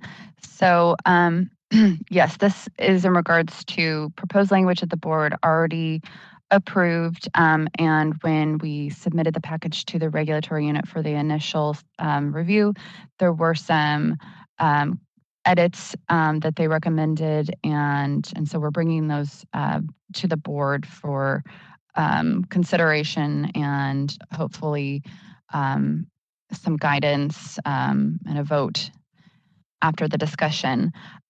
So there we provide a history of the regulatory item and how it's gone to the board and to the education committee. What we're trying to implement is essentially the requirement of 4 hours of law and ethics as part of CE for all licensees who renew on active status every 2 years as part of their total 50 CE hours that's required. And so let me point out the materials that are included. The first proposed language document that you'll see has like red and blue underline. It's in track changes as part of Word. And so basically it's just showing all of the changes that we made since the last time it was reviewed. But it may be more clear to just look at the clean document that follows, where you can see the actual amendments that we're proposing, which would be an underline or strike through. And so let me go through the amendments and the changes that we have are proposing. So section 1399.480, subsection A4, we are proposing a new definition of half hour to be at least 25 minutes of participation in the context of CE. This is necessary for clarity since an hour is already established as being at least 50 minutes of participation in the board's regulation under the same section. Additionally, staff is updating the Category 1 CE hours required to restore a license to active when a licensee has been inactive for less than a year under Section 1399.489.1, and we'll elaborate more on that later. But 1/2 hour is essentially being added to the current 22 hours identified that's required of Category 1 to be in alignment with the board's definition of an hour of education. Therefore, a definition of 1/2 hour is necessary given the change. And so I think it'll make a little more sense when I get to that section where we're proposing those changes. Moving on to the next section, 1399.483, subsection E. The additional requirement that all courses in law and ethics include a self-assessment by the licensee is being removed after determining that its inclusion was only to align with the requirement under subsection D2 for independent and home study coursework. Existing language requires self-assessment based on the delivery method of CE, not the subject matter. So given the fact that law and ethics will be taught in all modes, live and distance, including this requirement would present actually an inconsistency issue. So we deleted that previously proposed subsection. And in the track changes, you can see how it originally looked. The reg unit gave us some guidance to possibly remove that. So 1399.483 subsection F, the following text, products as a course requirement, was previously included to further clarify that licensees are not obligated to purchase any products as a requirement of a CE course. These amendments that you previously had approved are now proposed to be removed, as it was determined that the text does not really provide any substantive clarification, and so it does not meet the necessity requirement. It would be almost like redundant. So there was some cleanup there. 1399.489 subsection A. The proposed amendments here clarifies that all licensees on active status shall complete 50 hours of CE every 2 years as a condition of renewal. The previous language added a retired license status as an exception to this requirement. However, this presented an authority issue since the board currently does not have a retired license designation and regulation. As you know, we are working on that rulemaking. So therefore, we've removed that. And in addition, the board's proposed retired license status regulation, when we do promulgate those regs and they go through, it will already address continuing education as part of that license designation. So it would be also redundant to address it here. So again, that's been removed. Section 1399.489 subsection C. This is a new subsection creating the requirement of 4 hours of CE in law and ethics to be taken for every 2-year renewal period. This subsection has been reworded to better align with the existing requirement under subsection A and to provide more clarity that the 4 hours of CE is required as a condition of renewal. Additionally, the reference to licensees renewed on inactive status pursuant to section 1399.489.1 are exempt from the law and ethics requirement is removed due to it being redundant. And then there's also just some general non-substantive cleanup of the existing language that you would see. The next section, which is a new section we're bringing into the regulatory package, it's the previously approved proposed language failed to address continuing education law and ethics requirements for licensees restoring their license from inactive to active. So this is sort of addressing something that we missed. Proposed language now covers this missing policy item and aligns with the existing CE requirements for licensees going from inactive to active. For consistency, 4 hours of law and ethics are proposed as a requirement to return to active status regardless of a licensee's time spent inactive. Point of order, Christine. Oh, sure. Mhm. Apologies on stopping you right there. Can we, I believe Member Kim is back. Member Kim, can you please confirm you're back online?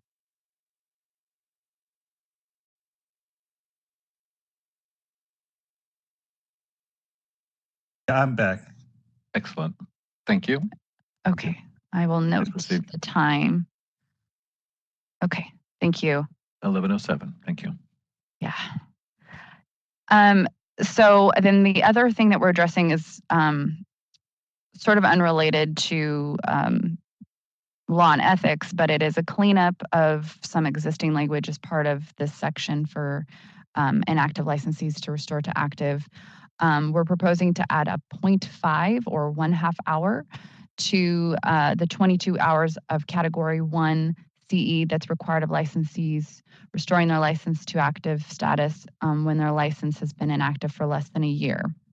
This amendment is to address the 0.5 that is missing from the calculation that previously identified the minimum Category 1 CE.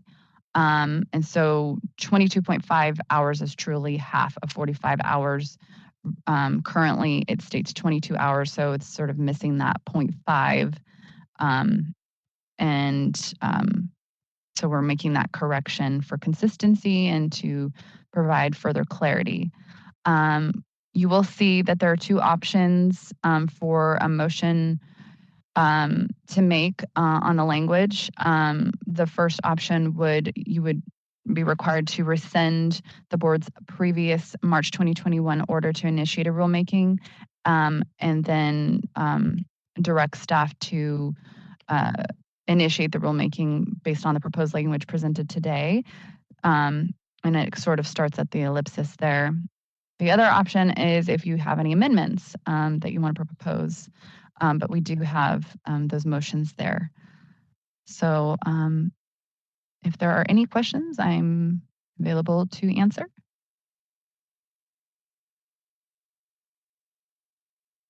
Thank you, Christine. Thank you. Any questions?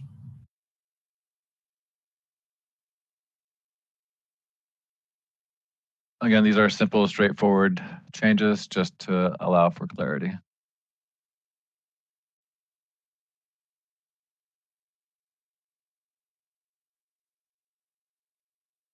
Why don't we open up for public comment?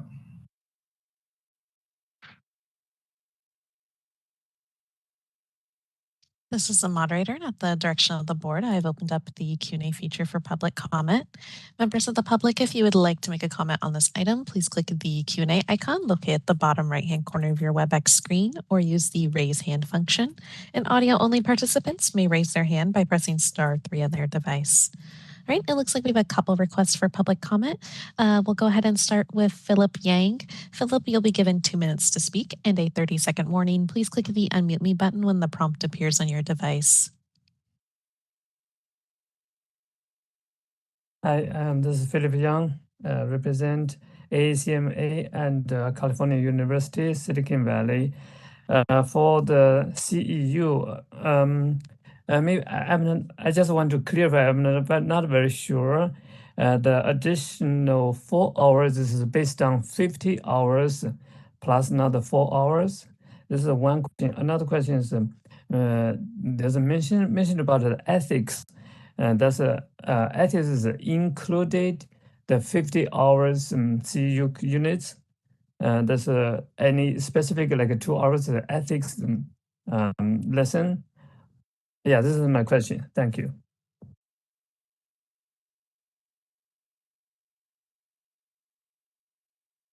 All right, this is the moderator. Our next individual who has requested public comment is Neil Miller. And Neil, you'll be given 2 minutes to speak and a 30-second warning. Please click the unmute me button when the prompt appears on your device. Neil Miller from CalAtma. I'm not sure if it's appropriate to ask a question at this point based on what we're doing, but I wanted to give some more direction on what would be included in the law and ethics course so we can prepare to prepare that class. So is there a guideline? Is there a proposal from the board to have a list of what you believe needs to be included in that? So I would like to have some direction, and if it's not appropriate here, then I'll bring it up under new business.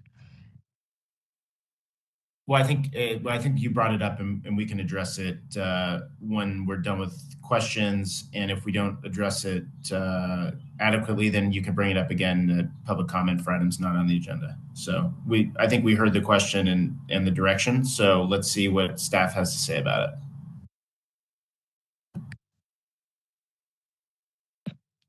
Point of order, Mr. President, would you like me to start answering now or wait for this public comment section to finish? Let's just, do we have any other public comments? We do have one more public comment. Let's just wait till the end and then you can circle back, Mr. Boudet. Thanks. Certainly. All right, this is the moderator. Our next individual who has requested public comment is Dr. Bon Cho. And Dr. Cho, you'll be given 2 minutes to speak and a 30-second warning. Please click the unmute me button when the prompt appears on your device.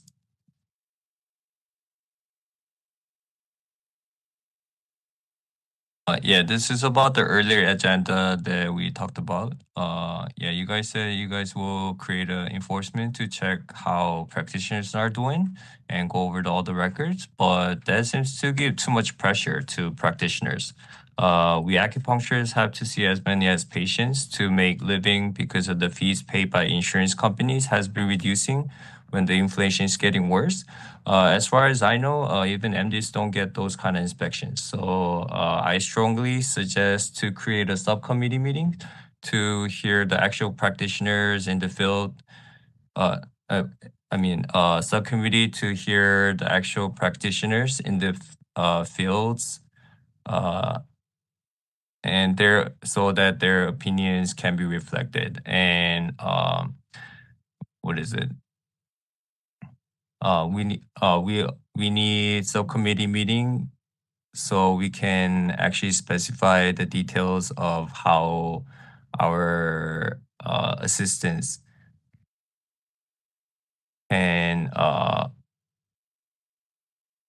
participate in. We need subcommittee meeting to specify their roles because they're like things like point of order. Cupping should We're be discussing the CE ethics. We're not discussing acupuncture assistants or site inspection authority at the moment. Do you have a comment regarding the CE ethics language? No. Thank you.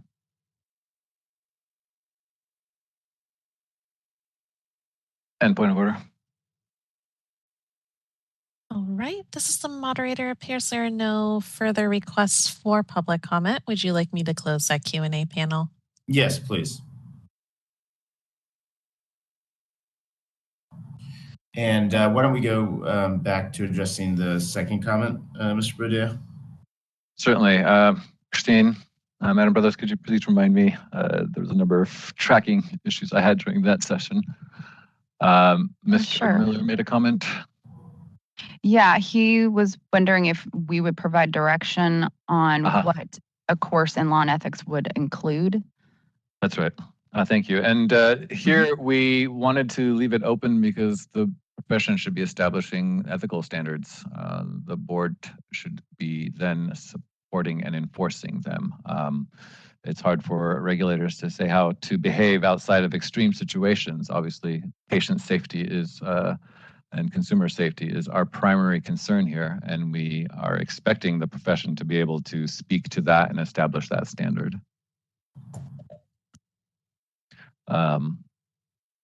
In regards to the first question, I believe that was public member from the public, Mr. Yang. I don't recall that question. Oh, I can refresh your memory. He Please. was wondering if the 4 hours of law and ethics is a part of the 50 hours or if it's like above the 50 hours. Thank That's what you. I captured. Yeah. Yes, that would be a part of the 50 hours. We are not increasing the requirement to 54 hours. There's no change in total requirement. It remains at 50, and the 4 hours is just for laws and ethics.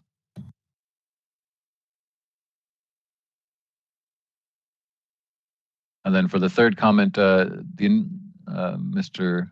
Cho, I believe, you're welcome to bring up that question again for items not on the agenda if you have further details there to provide.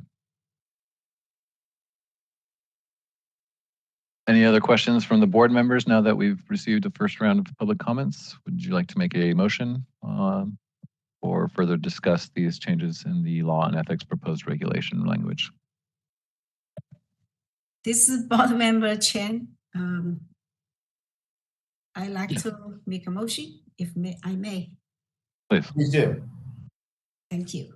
So I wonder what's the difference of option 1 or option 2? Difference. Between the two recommended motions, is that what you're asking about?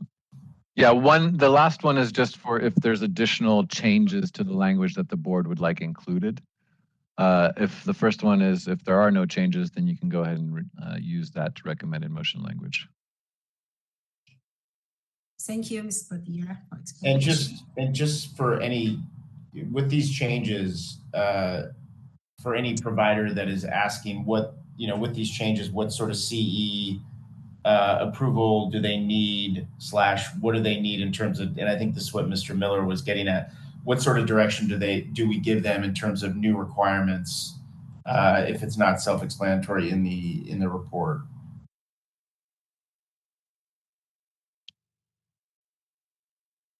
So we're trying not to, again, be very prescriptive about the profession because the profession should be addressing what it feels are ethical standards for its practitioners. What we are saying is that patient safety is paramount, and all their practices and treatments should follow from that. Obviously, the human in this picture is what's critical here. So I'm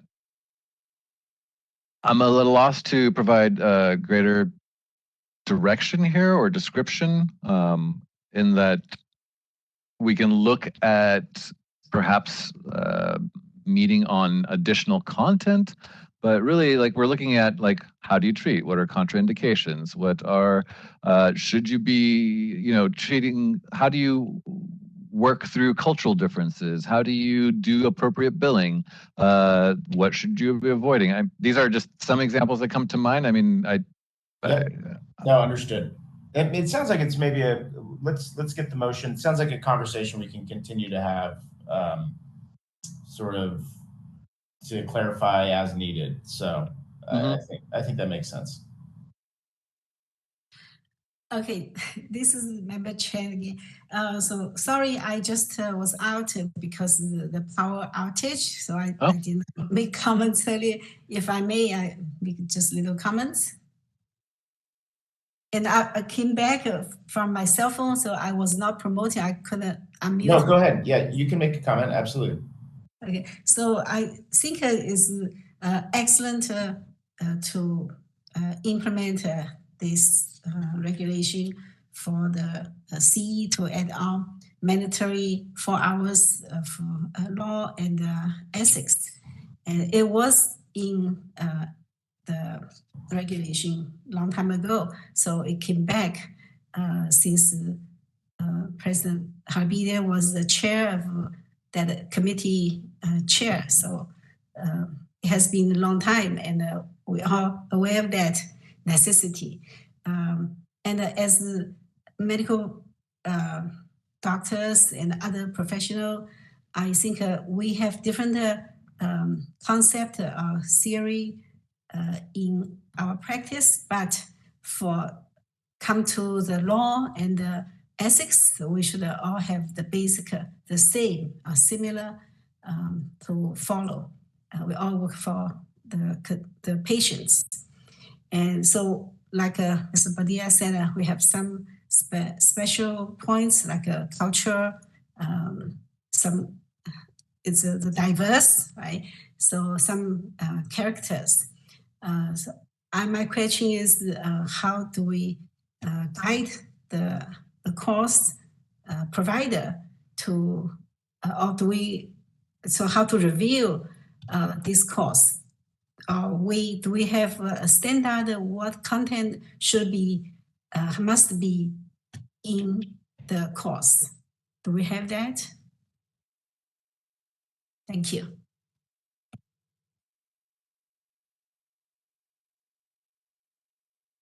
And that question is directed at staff. Thank you, Mr. President. I'm reviewing the language right now to see if we get something more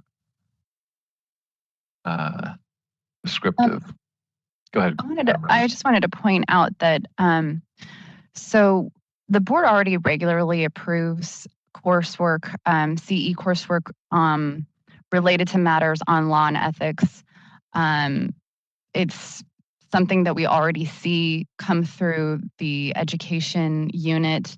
I know enforcement, it's a common probation condition that will require coursework in law and ethics, and there's plenty of coursework out there for licensees to take. So this isn't like establishing like a new type of course. Right. It's simply requiring that this coursework be taken every 2 years. So there shouldn't be any new standards or requirements on the provider. It's the same process and the same, I guess, standards that they already comply with when submitting CE coursework. And I would imagine there's already enough existing approved CE coursework for licensees to choose from to even to comply with these new regulations. So yeah, it's not establishing really anything new in terms of for the CE provider to be aware of.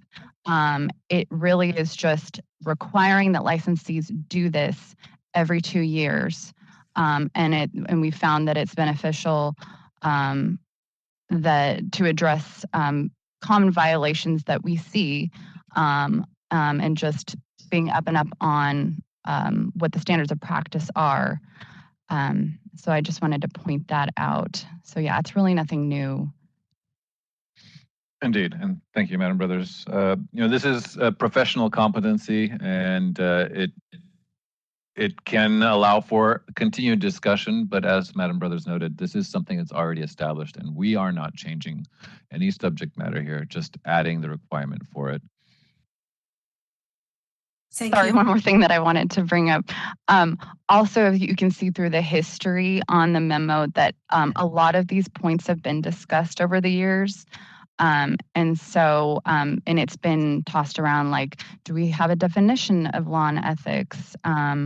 What do other boards do? And so a lot of this has been already kind of fleshed out and discussed. So I just want to point that out as well. Thank you. And, educational and training programs have courses on this. It's a requirement as part of the curriculum. So there's definitely a lot of content out there. And if it's just at the educational programming level, then it could easily be raised up. Additional content could be easily raised up to the professional competencies level by those very programs. So. Great. So I think that's helpful. How about a motion? And Dr. Chen, do you want to do the motion? Okay, certainly. Please go ahead. Thank you, Ms. Harbidia. So I'd like to make a motion, option 1, motion to approve, rescind the board's March 2021 order to initiate a rulemaking for this proposal and instead authorize a rulemaking using the proposed language with all of the changes to Division 13.7, Article 8, Section 1399.480, 1399.483, 1399.489, and 1399.489.1. The board authorizes initiation and possible adoption of new text as follows. Direct staff to submit the text to the Director of Department of Consumer Affairs and Business, Consumer Services, and the Housing Agency for review. And if no adverse comments are received, authorize the executive officer to take all steps necessary to initiate the rulemaking process, make any non-substantive substantive changes to the package, and set the matter for a hearing if requested. If no adverse comments are received during the 45-day comment period and no hearing is requested, amend sections 1399.480, 1399.483, 1399.489, and 1399.489.1 of Article 8 of 13.7 of Title 6 of CCR as noticed, and authorize the executive officer to take all steps necessary to complete the rulemaking. Thank you. Do we have a second? I will second that. Thank you. We have a second by Member Osorio, Vice President Osorio. Let's open it up for public comment. This is the moderator, and at the direction of the board, I've opened up the Q&A feature for public comment. Members of the public, if you would like to make a comment on this item, please click the Q&A icon located at the bottom right-hand corner of your WebEx screen or use the raise hand function. And audio-only participants may raise their hand by pressing *3 on their device. And it looks like we do have a request for comment from Angela Pinto. Angela, you'll be given 2 minutes to speak and a 30-second warning. Please click the unmute me button when the prompt appears on your device. Many of us who are participating in plans when we take the insurances, we are required on annual basis to take very similar like training course, like fraud and ethics. There are questions that are in regards to ethics and fraud. Would this be acceptable, or definitely we have to take 2 units of CEUs? Because we do it on annual basis. So for 2 years, it will become like a double of them. What do you think about this?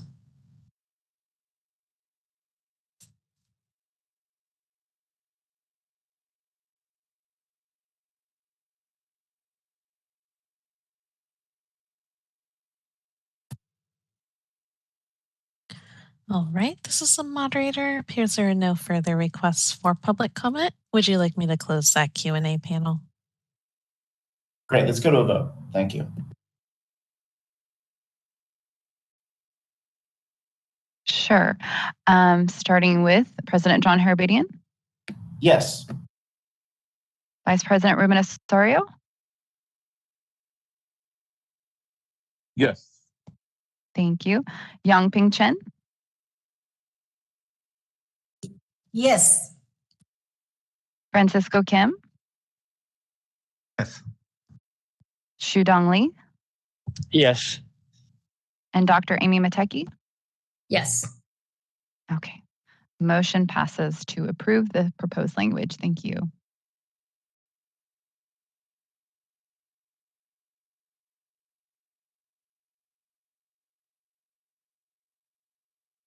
That addresses. Move on to the next item. Okay. The next item is review and discussion of stakeholder survey on approved curriculum requirements. The board conducted this last year, and we're going to have our senior analyst, Sarah Rankin, present on the survey.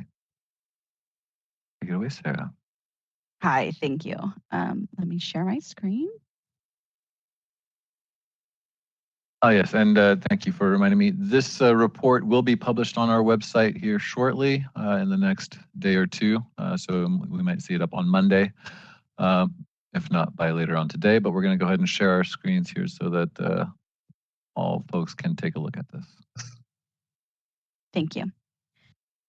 On May 20th, 2022, the California Acupuncture Board hosted a California Acupuncture Curriculum Stakeholder Meeting to hear from stakeholders regarding the current board curriculum requirements based on their experiences and opinions. At the time, the board sent licensees, training programs, and other interested stakeholders a survey asking for their experiences with the curriculum requirements. The entire stakeholder meeting can be viewed and heard online at the link provided. It's not available now, but as Mr. Bodea just said, it will be available online in the next few days. Although there is no clear consensus on opinions regarding the current regulatory curriculum requirements, staff has been able to identify some trends in the voices heard.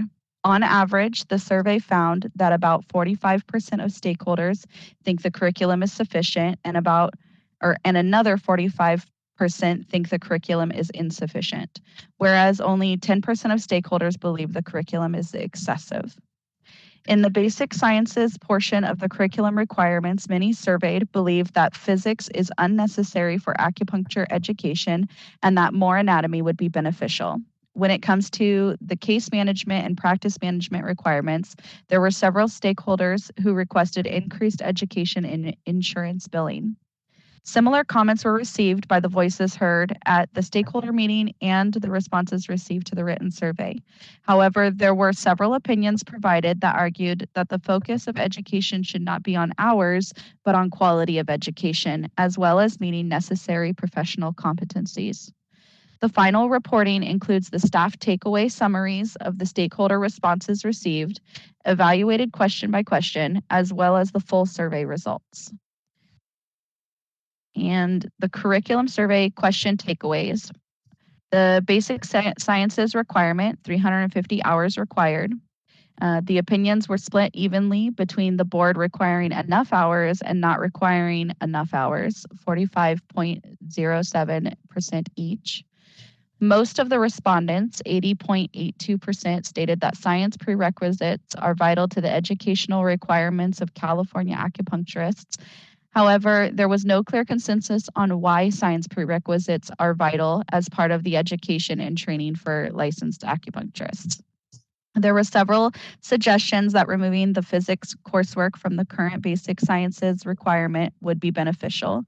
Those that gave an explanation as to why simply stated that physics is not necessary to a licensed acupuncturist.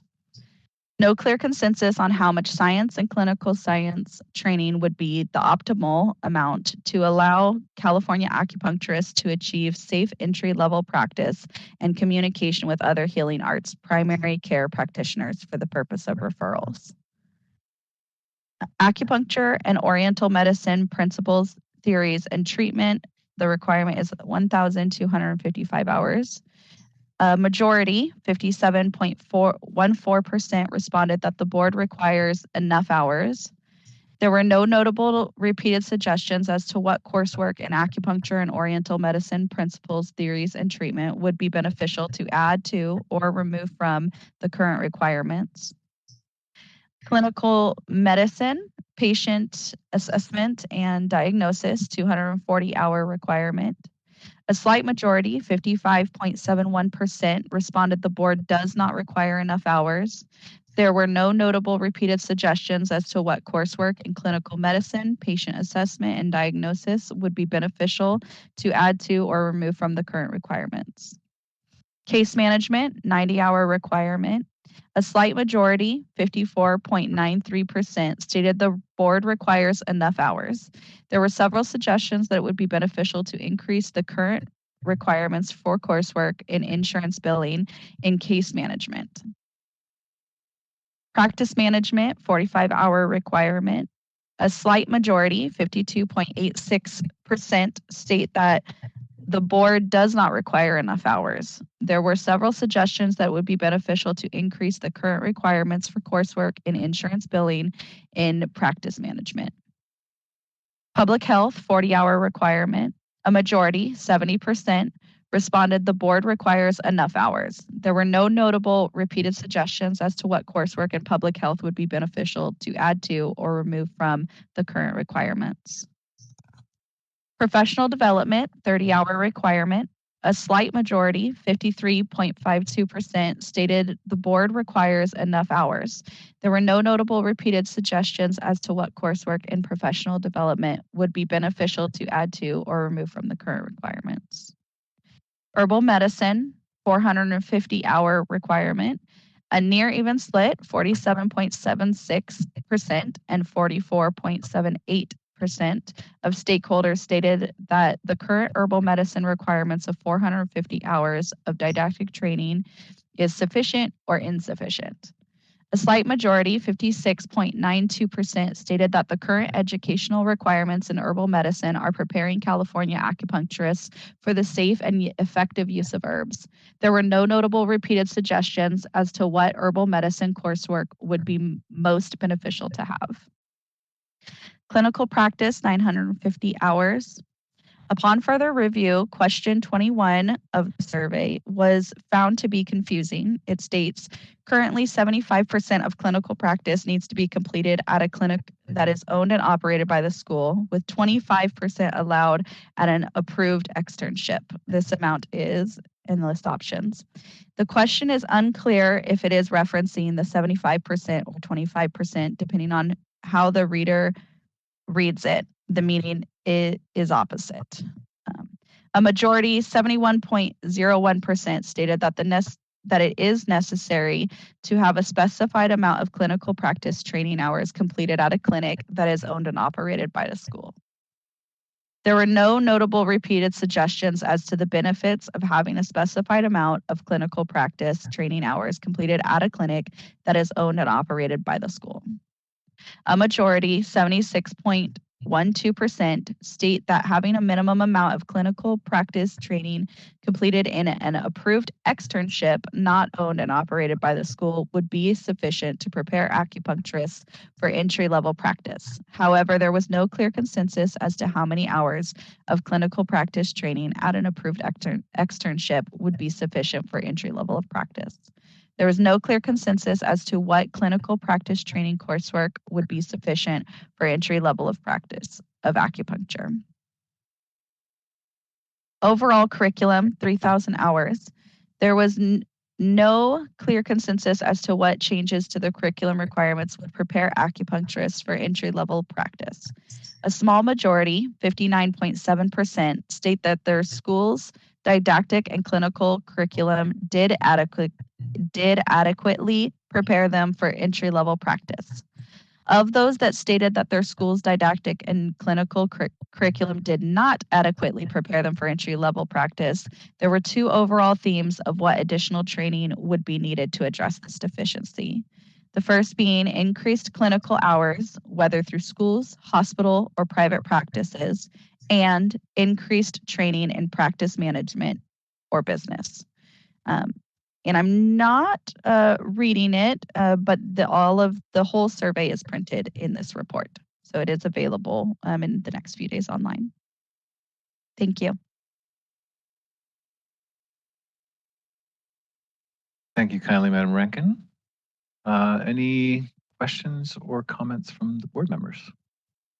As you can see, this is quite split in the comments we received, and these comments parallel the comments received orally during the WebEx session last year, as well as the survey. So we were happy to get the engagement that we did, and it's an interesting scenario that this illustrates, that at least, while it's 45-45 for enough, not enough, that extra 10% that says it's too much would really make it that 55% of the population that participated thinks it's enough or too much. So it is in some way sufficient, but it's not complete agreement for sure. There's no supermajority here.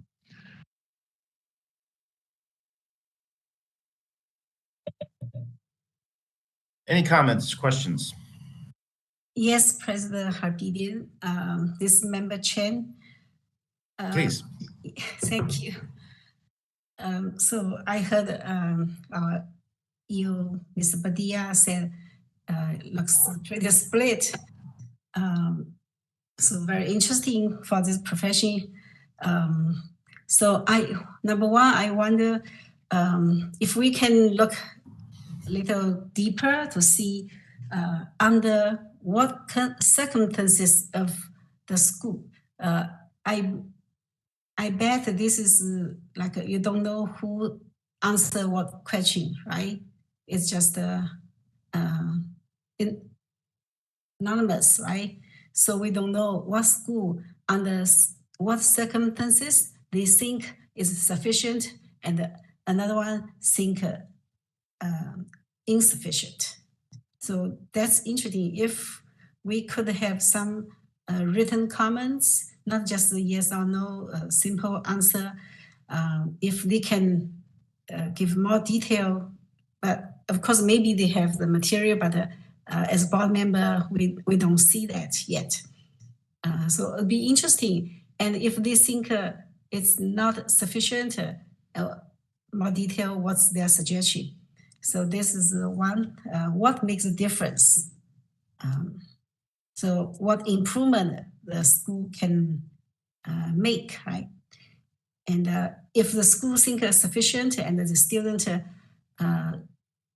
after graduate, their licensing examination have a high rate to pass, and they do well, all the graduates, licensees, graduate from their school, make a good business, and they can share their experience. So this is the one point. And the second point is, I think as board, probably we will not focus on the number of percentage they think is sufficient, because we suppose the education hour for all items is sufficient. Sufficient is the requirement is, so I think we probably focusing more, don't think is sufficient. So we dig deeper from that part. That's my comments. Thank you.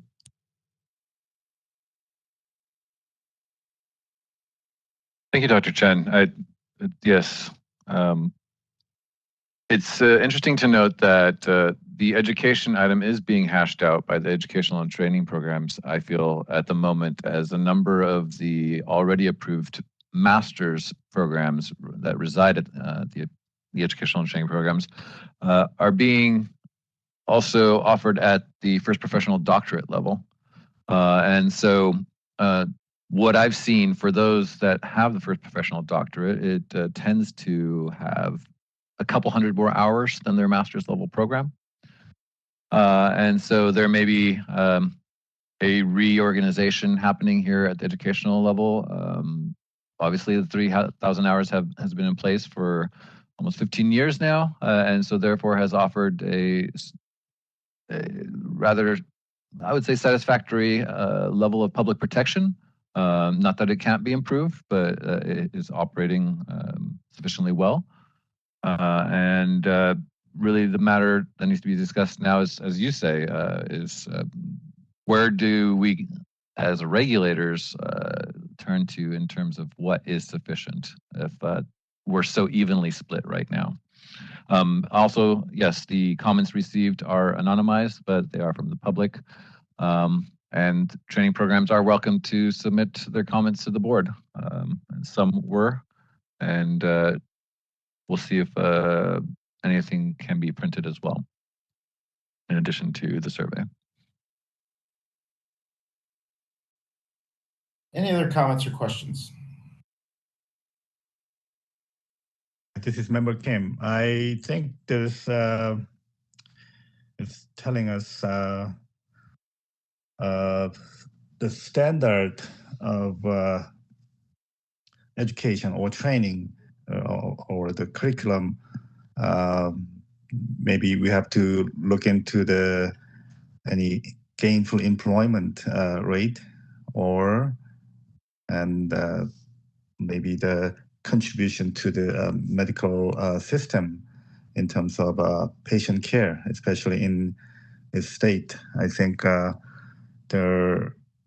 California has the most active acupuncture licensee in the nation, and how much they are contributing to the medical system. So on that base, maybe we can evaluate that standard should be sufficient enough, or there's more need. So that's what I think.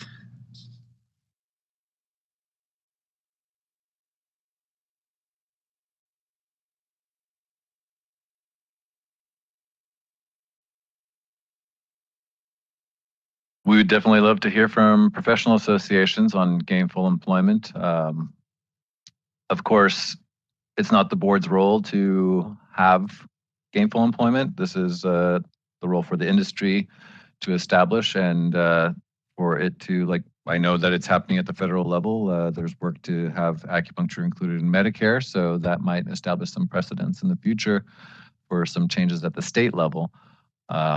But we want to be very careful on not treading into the territory of the profession. Kind of like our previous discussion on ethics, it's really on the profession to establish what can and can't be done there, and it's really the same thing here. And what we see with gainful employment is that it becomes a great big issue when an educational and training program is offering financial aid, federally assisted financial aid. So that's where it comes into a big play. And again, it's really outside of the role of the board to work with that. Not that we can't look at that, just that it's really not our place to say on that. And again, with the place in the medical establishment. Obviously, we are a regulator, so we know that there is a place for it, but it's up to the acupuncture industry itself to represent itself and identify where it can be in the healthcare system. We're just here to make sure that we enforce entry-level competency standards.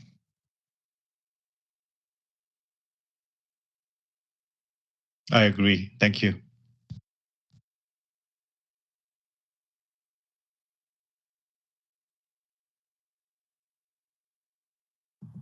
Any other comments?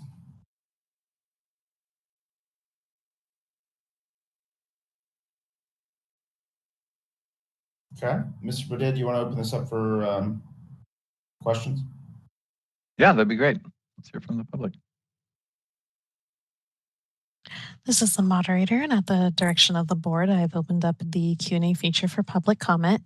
Members of the public, if you would like to make a comment on this item, please click the Q&A icon located at the bottom right-hand corner of your WebEx screen, or use the raise hand function. And audio-only participants may raise their hand by pressing *3 on their device. And it does look like we have a couple requests for comments. I'll go in the order that they were received. First, I have Neil Miller. And Neil, you'll be given 2 minutes to speak and a 30-second warning. Please click the unmute me button when the prompt appears on your device. Neil Miller from CalAtma. 2 minutes is not going to be adequate, but I'll do my best. 15 years ago, when we raised the hours to 3,000 hours, the board had an education task force and then a curriculum competency task force. And both of those task forces took some of the top leaders in the country, as well as the schools. Ron Zeidman was on that. And the minimum level of education was 3,800 hours. And I'd like to remind the board, especially the public members, that the 3,000 hours that we have now was a political compromise. It wasn't what was decided by the curriculum competency and the education task forces. I think that the study is flawed in that it doesn't list how long the people who are answering the survey have been in practice. I would be willing to venture that if you've been in practice more than 10 or 15 years, that you'll look back and say, you needed more education. And people who are just getting out of school don't want to go back to school. They've had enough. And that seems to be the attitude that I'm finding in this survey. For the public members on the board, look around and ask Francisco or Yongping or Dr. Mateki what their opinion is as the professional expert who's on the board. And I believe that they will all tell you that we don't have enough education. We're talking about curriculum competency. The schools all have well over 3,000 hours. The occupational analysis showed the percentage of people that are getting educated that are out of the practice. And they're out of the practice because they didn't have the skills to compete. And competing today and understanding what you need to know today is much different than you needed 30 years ago or 15 years ago. And it was 15 years ago that every single professional association supported increasing the curriculum competency level of education. And that's really important, especially for the public members to understand. Those professional members who are in practice all felt that you needed more education. Look at the doctoral programs. Look how many people are needing more education. Let's take a look at what they're missing. I'll address this more under public comment at the end for things not on the agenda. Thank you. All right, this is the moderator.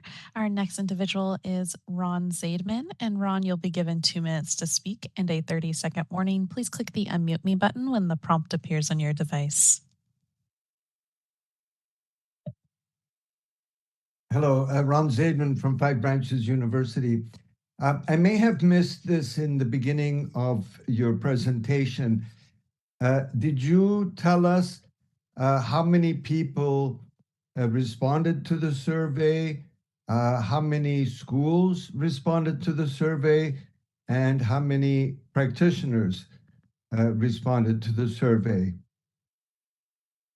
We didn't receive the survey, but of course in today's totally packed email and mail environments, we may have missed it. But I am interested in those two numbers, how many practitioners and how many schools responded to this survey. Thank you. Ms. Rankin, what was it, around 50-something responses to the survey itself online? 70. Excuse me, 70. I believe that's not counting the oral comments received during the WebEx session that we had last year. And we'll take a look if there was any letters expressly written by the schools and see if that can be posted as well, as these are public documents. But do you have any of that information that Mr. Zaidman referred to, Sarah? I do not, because they were answered anonymously. We did get a few, I believe 4 or 5, that were direct from either individuals or schools, 1, 2, 3, 4, 6 organizations. So 4 organizations and an individual who just submitted their own response and ideas to curriculum. And we did review those before writing this report and included that as part of what we received verbally. But we do have those as well. Thank you. And part of the survey, we weren't asking for, do you represent yourself, a school or organization? So yeah, we weren't able to track that. We did learn a fair amount on how to work these surveys and how to draft these surveys, even like some of the questions ambiguities. So we feel we're prepped for another one. But at this point, we don't have an additional information. And it's also a strategic plan item. This was the initial look. We have been addressing this through some of the committee reviews. And I feel that after this next strategic planning session, we'll be able to move forward with additional exploration in this realm. All right, this is the moderator. Our next individual who has requested public comment is Angela Pinto. And Angela, you'll be given 2 minutes to speak and a 30-second warning. Please click the unmute me button when the prompt appears on your device. Thank you. Actually, I wanted to second the previous colleagues' statements or remarks about more education needed in some countries. You have to be an MD to be able even to go and take a full course of Chinese medicine, which I really applaud. And as someone who has taught for years in Oriental medical universities, I definitely have seen the need for more, both on Western side and Oriental side, more serious education or approach to certain courses, for example, acupuncture, anatomy, or pathology. We have entered into integrated medicine era. So there should be more subjects interconnecting the East and West, more integrated subjects, maybe on the later stages of the programs.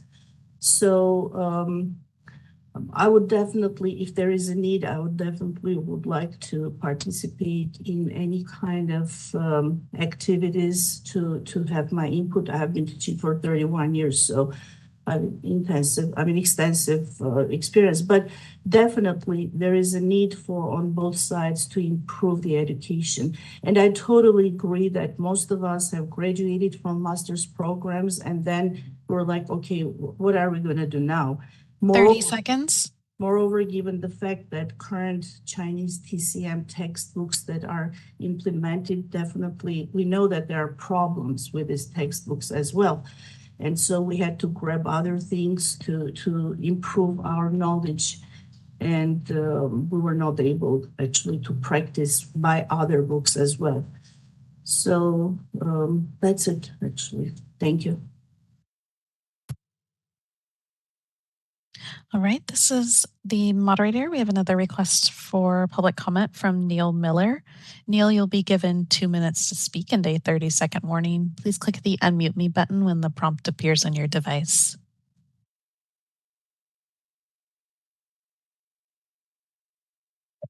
Neil Miller from CalAtma. Thank you for allowing me an additional comment. The previous caller mentioned something that's very important, which is integrative medicine. Integrative medicine is a new thing. It wasn't here when the education was determined for the board. It wasn't here. It was just beginning 15 years ago when we added a little bit more education. Some schools, like Emperors and Five Branches, I know that are upgrading their system and they're teaching a more integrative program, and they have very robust doctoral programs, and they're preparing people for more education. And they're convinced, and they tell people you have to take the more education, and the students there are more enthusiastic. Some schools, many schools, are teaching to pass the exam, and they're teaching the same level of education to pass the exam. But the profession and the practice and its acceptance by the consumer has a much higher expectation of our education than we are as a whole presenting. Like I said, some schools like Five Branches and Emperors, those students are exceptional. I teach a lot of students. I have a lot of mentored students, and there are students who are not qualified to do a lot of basic things that you need to do in today's world, and they've just gotten their license and they're coming to my clinic to learn some basic skills. 30 seconds. That they need to know. And so I again asked Mr. Chair and the members of the committee, talk to amongst yourselves.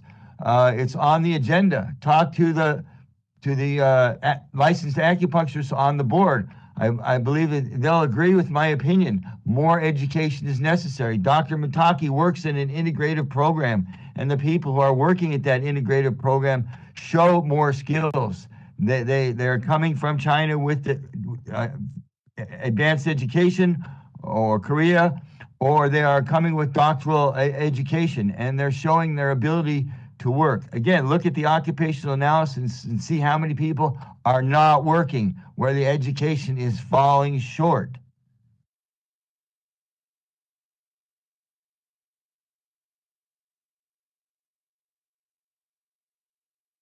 All right, this is the moderator. We will move on to our next individual who has requested public comment, Philip Yang. And Philip, you'll be given 2 minutes to speak and a 30-second warning. Please click the unmute me button when the prompt appears on your device.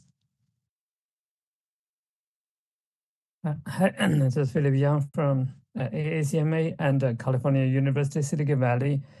In these years, we're talking about the education. We do encouraging and we're trying to improve our education to doctor's degree, and our school is working on it, waiting for the CAB's approval. The next is BPP's approval. Besides this, in the survey I did participated, I also suggest after the master's program or doctor's program, the capability, the competencies, especially the clinical skills, may not be good enough. Especially there's no any very special skills. So residency program might be one of the choices or the reference training models. And through the CEU educations, there's no systematic organizing to do the intensive trainings. So additional trainings may be necessary in the future. Thank you.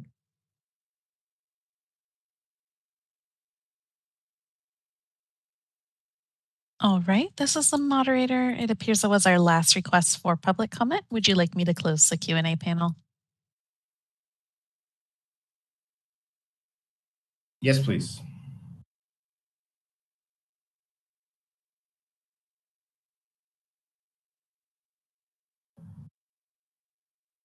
Mr. Baudet? That wraps up our discussion or our presentation on the stakeholder survey. Would you like to provide the members additional discussion time, or? I mean, I do think a couple of the comments we're asking for some of our practitioners, if they had any thoughts on it, they don't need to respond in any way. But I will just pause. If anyone does have a comment, I'll pause. But I don't have anything else. Thank you, Mr. President. Members? This is Member Kim. I like to propose a like kind of a regular subcommittee meeting with those who have this idea on the regulatory language or the definition of the scope of practice or other things that's been coming up to the board agenda, or not even on the agenda, but sometimes on their public comment. So so that it can be work more efficiently, more realistically to protect the public, and also getting some more opinions on some of the issues from the experts who are practicing. Noted. Thank you. This is a member Mataki. May I? Please. Oh, thank you. Thank you. I've been pretty quiet during this discussion because I have reviewed the surveys. The part is for me to think the result with the 45%, and even support or not support the current curriculum, and then 10% believe the curriculum is excessive. I appreciate the public and the stakeholder, also licensees, being really support the board for the past few years since I've been on the board. But the part I want to see when we put a survey together, board members, staff, and also DCE, there's many involved parties, to put a survey stakeholder meeting together. I highly encouraged the leaders in the field, encourage whichever you represent or your members association represented to participate in the surveys. It's a lot of work to put on those meetings, but you see the result for this board, how do we decide to move forward? The voices is so diverse or different. It's hard for the board to take actions. But we would like to work with everyone. I think compared to any other profession, maybe this is the only profession I would see have this kind of result. And I appreciate it. Everyone really has been working hard. But it would be nice have some unified voice, and the board would be easier to work with. So I hope I'm not repeat everything, but I just want everyone, the public, stakeholders, schools, licensees, to really think how the board can work with all of you, to help.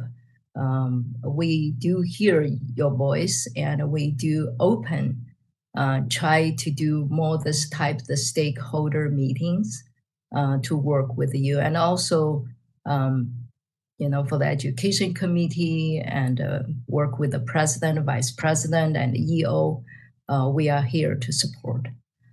So I just want to add this, and thank you, Mr. President, and everyone for giving me the time.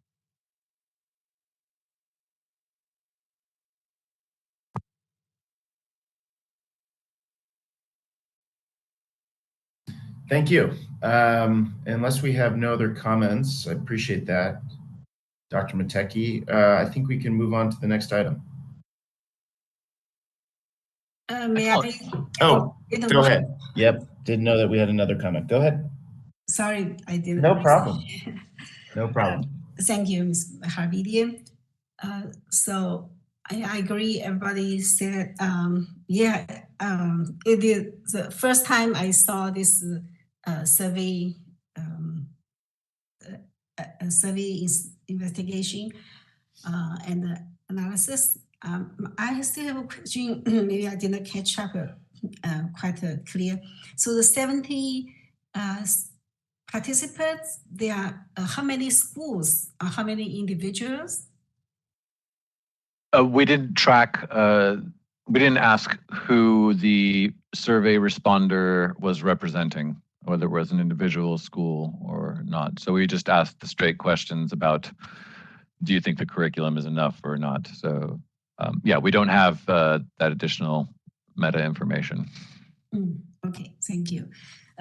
So as I understand, as I remember, this curriculum survey came from a stakeholder meeting, and prior that was, I think, kind of, as I remember, this survey, this stakeholder meeting is a great effort of the board and the staff and the education committee to try to do a better job, protect the consumer. And I think initiated with the COVID-19 pandemic, because a lot of stakeholders, schools, practitioners came to the board meeting and hope we can have something like a pamphlet to help consumer to understand the training of the school. And then some board member brought the point, does the curriculum training of the Chinese herbal medicine enough or competent for dealing with the new situation. Because the pandemic was so big disaster, and as one of the healing arts profession, what we can do for the consumer and what consumers needs. And we saw consumer buy herbals from online and just listen to the social media.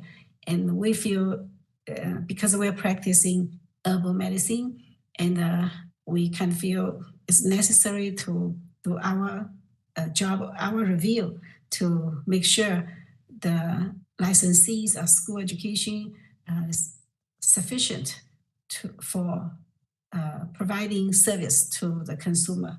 So the consumer is safer and get more efficient, effective treatment. So I witnessed all this process. I think this is a great job for the consumer protection by reviewing the curriculum. And but the result, I just thought I was not that quick to look more detail, but I have like everybody says, the basic idea is the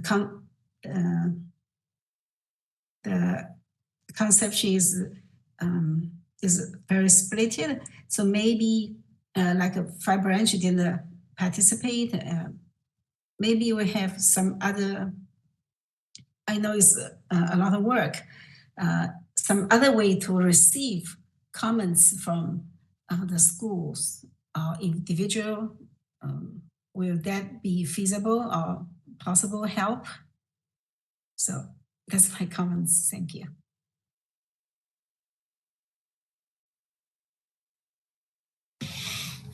Thank you, Dr. Chen.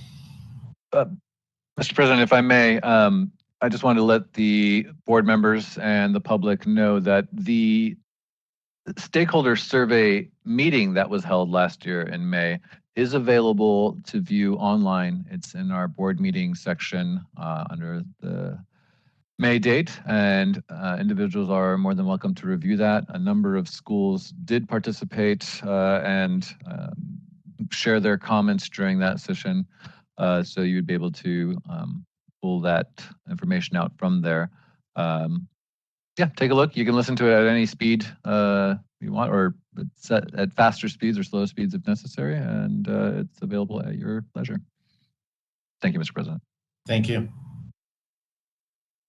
Any other comments?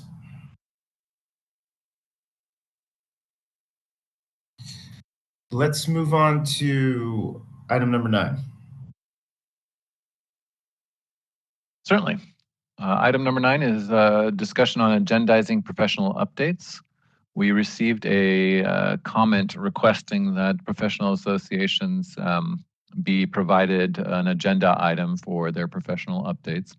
And to address this, I wanted to share that we really do appreciate that professional associations want to participate in board meetings and let us know where they stand. However, we don't want to provide professional associations more time than the public. They're equal stakeholders in the process. And that is not to say that we are not going to hear professional associations nor their updates. What we ask is that professional associations send the board their professional updates such that it can be shared with the board members, and their statuses on projects can be shared in this fashion, as opposed to taking up more time than the public would be receiving in such a situation. And the board members can read them at their leisure, and then the professional associations can really just step up and comment on the meat of the issue that's being discussed, as opposed to trying to update us in each item that they're trying to comment on what's going on, or reserve it for public comments for items not on the agenda, where we still have limited comments. So time.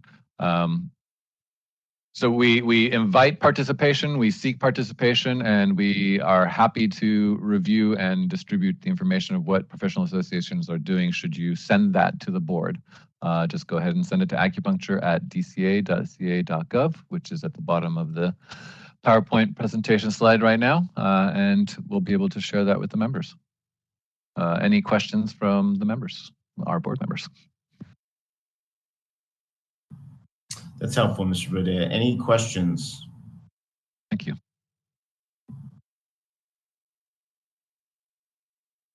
We can, in the meantime, we can open up for public comment. If members have comments or questions, we can always address them after, but let's open this up for public comment. This is the moderator, and at the direction of the board, I've opened up the Q&A feature for public comment. Members of the public, if you would like to make a comment on this item, please click the Q&A icon located at the bottom right-hand corner of your WebEx screen, or use the raise hand function. And audio-only participants may raise their hand by pressing *3 on their device. I'll go ahead and pause a moment to allow the public time to access these features and submit their requests.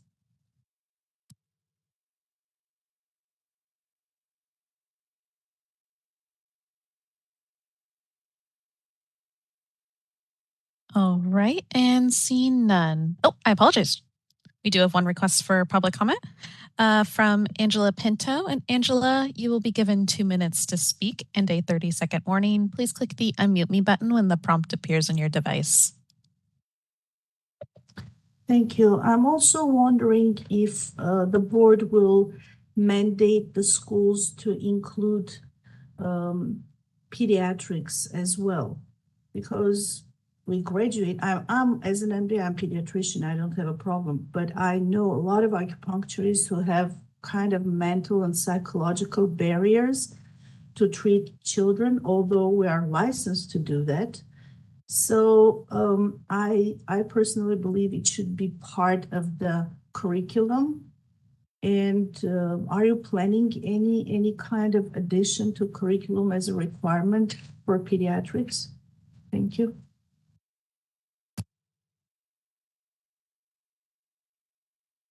All right, this is the moderator. Our next individual who has requested public comment is Neil Miller. And Neil, you'll be given 2 minutes to speak and a 30-second warning. Please click the unmute me button when the prompt appears on your device. Neil Miller from Cal Atma. Respectfully, and I mean that sincerely, respectfully, I disagree with the board's position that they're putting out there, that you don't want to give any more time to an association. Association represent 500 people, 300 people, 400 people, 200 people. And so when somebody comes up here and represents a school or an association, we're not just 1 or 2 people, we're representing hundreds of people. And I think that this is not a good policy if hundreds of people are being represented and would like to give an update on what's going on, so that the board has a real life feedback by what's going on in the profession. If 3 associations come up here and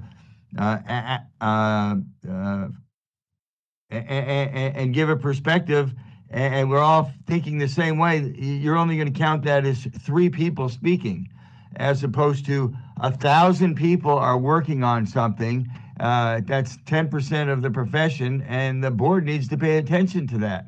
So I think that you're missing a huge opportunity by not allowing those who represent a greater number of people to speak. All other boards, I can't say all other boards, many other boards allow for a time for the professional members and the educators to speak on issues that affect the regulation of the profession and the safety and protection of the public. So I want you to go back and rethink this. I think that you got this wrong, significantly wrong, and you're going to miss an incredible opportunity, and you're going to be further away from understanding what's really going on in the profession. Look how many individuals showed up, 2 or 3. I represent 400 or 500 people. The other associations represent hundreds of people. So I think that you're really missing the boat on this policy, and I hope that you'll rethink it. All right, this is the moderator. Our next individual who has requested public comment is Philip Yang. And Philip, you'll be given 2 minutes to speak and a 30-second warning. Please click the unmute me button when the prompt appears on your device. Hi, Philip Yang from AACMA and California University, Silicon Valley. We in our program, we do, this is regarding for the pediatrics and education. Yeah, we do have them in our curriculum. Pediatrics, this is one of the teachings. I believe in the acupuncture, NCB guidelines. And I'll just really quickly as a point of order, I don't think this is necessarily on topic for this item. And so I just want to be careful. The previous comment by Ms. Pinto, I don't think really was either. So I'll let you finish, but I don't, all we're discussing here is whether in the future we're going to agendize professional updates, and we're really not going down into any specifics on, in this case, pediatrics. So this is probably something that you should bring up later for items not on the agenda. Okay, sure. Okay, thank you. Thank you.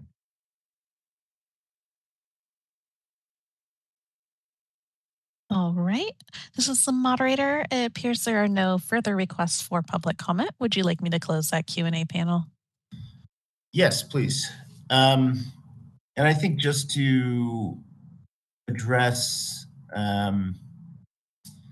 Miller's comment, look, I think there's a balance here.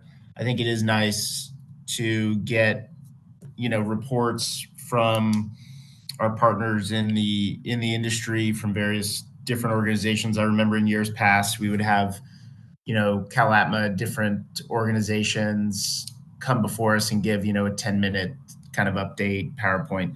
I don't see why we can't necessarily do that, just to kind of have, a regular check-in, at least once a year. So, this is something that I'm willing to kind of discuss. If there are, I do think staff makes a good point that obviously we're not trying to prioritize anyone in the industry over the public and vice versa. But I do think for me as a board member, especially as a public member, I do think that there are only so many ways that I get updates to kind of keep me abreast of where the professional organizations are coming from. So, I wouldn't be opposed to having,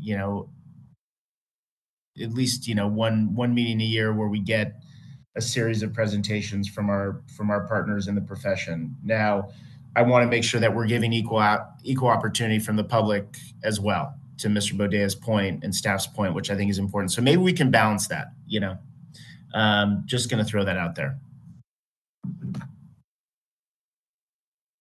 Noted. And certainly we don't want to limit sharing of knowledge. Any other thoughts on this, board members?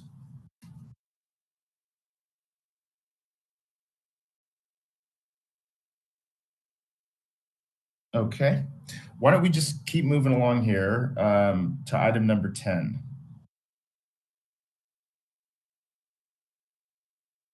Certainly.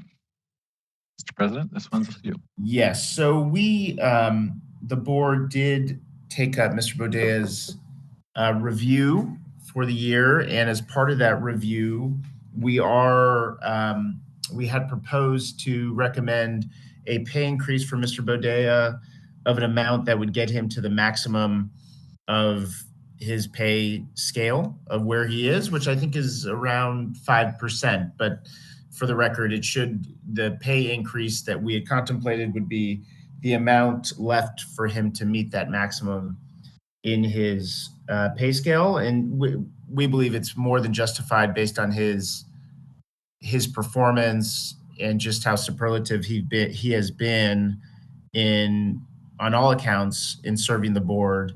And his review speaks very, very pointedly to that, just how happy we are with his service. And we do believe that he has proven that he deserves it.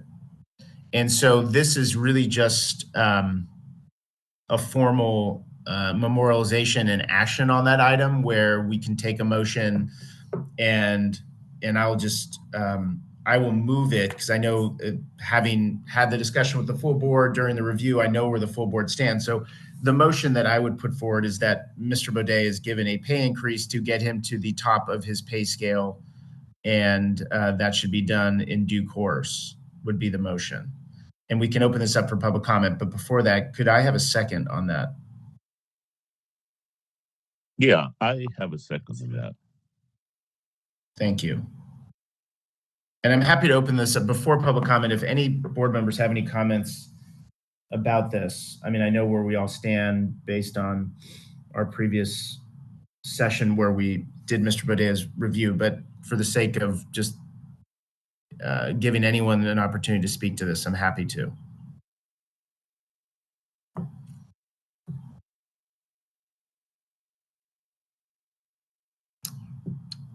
And hearing that, we can do that after public comment too. So why don't we just open this up for public comment?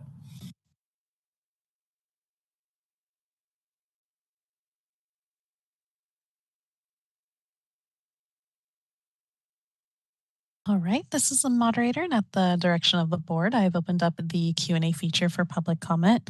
Members of the public, if you would like to make a comment on agenda item 10, please click the Q&A icon located at the bottom right-hand corner of your WebEx screen or use the raise hand function. And audio-only participants may raise their hand by pressing *3 on their device. All right, and it looks like we have a request for comment from Neil Miller. And Neil, you'll be given 2 minutes to speak and a 30-second warning. Please click the unmute me button when the prompt appears on your device. Neil Miller from CalAtma. I typed in my response, which was pay Ben more. He has clearly demonstrated his leadership and his ability to be a team leader, his ability to understand the concepts, to build a bridge between the public, the profession, and the legislature. He's really a fine example. I've been around for 40 years, and I put Ben at the top of my list of executive officers. I think that there's no question, and I think that I speak for every association that's not here and every school that's not here and everybody that has anything to do with anything in this profession. All of the stakeholders, I agree. Haven't heard a bad word about Ben ever. And I encourage you to support him getting more money that he clearly deserves. Thank you.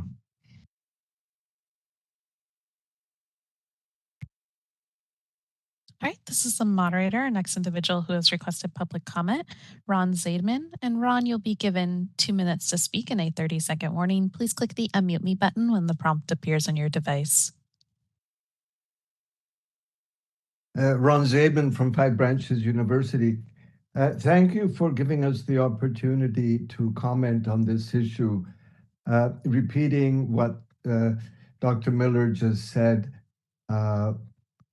Ben Bodea is an extraordinary person who has served both the board, the government, as well as our profession so professionally. So there's not enough words for this. So thank you so much for making this recommendation for his salary. And besides the money part, we certainly want to reflect our gratitude for the leadership he's offered us. Thank you.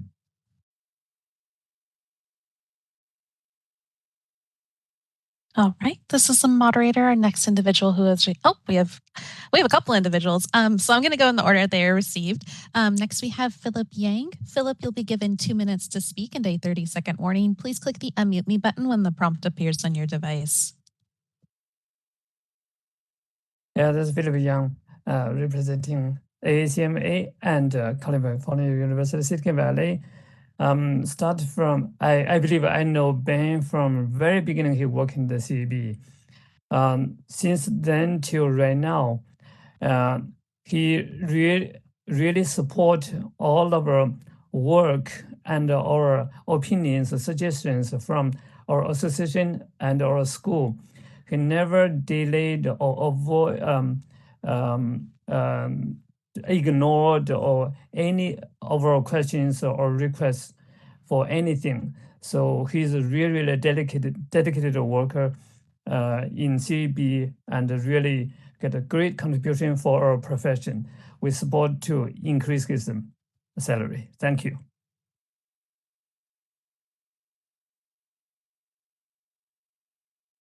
All right, this is the moderator, our next individual who has requested public comment. Yoon Kim. And Yoon, you'll be given 2 minutes to speak and a 30-second warning. Please click the unmute me button when the prompt appears on your device.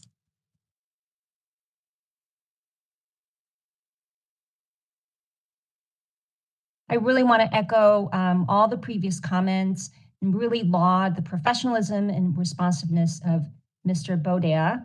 And in addition, all of the staff members at the Acupuncture Board, they are, again, so professional and collegial and responsive to the stakeholders' needs. And the leader really sets the tone, and Mr. Bodea has done that. So thank you.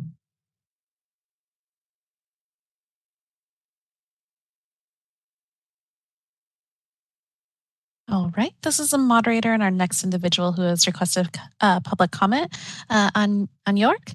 And on York, you'll be given 2 minutes to speak and a 30-second warning. Please click the unmute me button when the prompt appears on your device.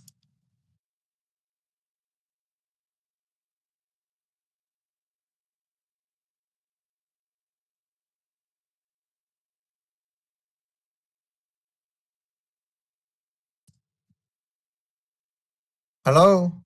Right, you're unmuted. Okay. Can you hear me? Yes, we can hear you. Okay. So my name is An York Lee. My comment is I observe that recently the board has a rule of request the water sink for each treatment room. It's a good standard. All the medical field has the same standard. But I want the board to know if we check every clinic now, maybe over 95% of the acupuncture clinic doesn't qualify. And the board should not do something that against itself and cannot enforce it. So my suggestion is there will be a grandfather. Before the rule get enforced, the doctor only requests water access. The water access either in their clinic or in the nearby hallway, there's a water access. Then after the rule get enforced, then each clinic should follow the same rule.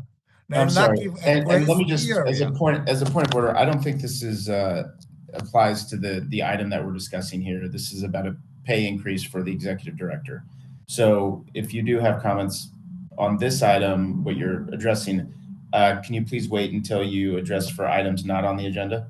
Okay, my another comment is related to it, but try to match the agenda.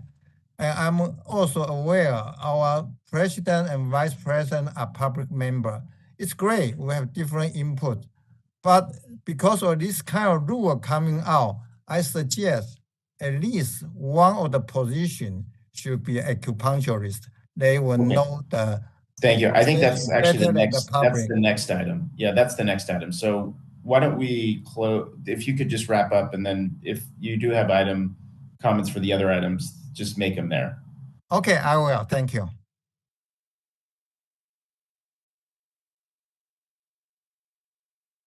All right, this is the moderator. It appears there are no further requests for public comment. Would you like me to close the Q&A panel? Please, thank you. And we can go right into a roll call vote. Okay. President John Harabedian? Yes. Ruben Osorio? Yes. Yang Ping Chen? Yes. Francisco Kim? Yes. Okay, thanks. Shudong Lee? Yes. Dr. Amy Mateki? Yes. Okay, thank you. The motion passes. Thank you. Congratulations, Mr. Bodea. Well deserved.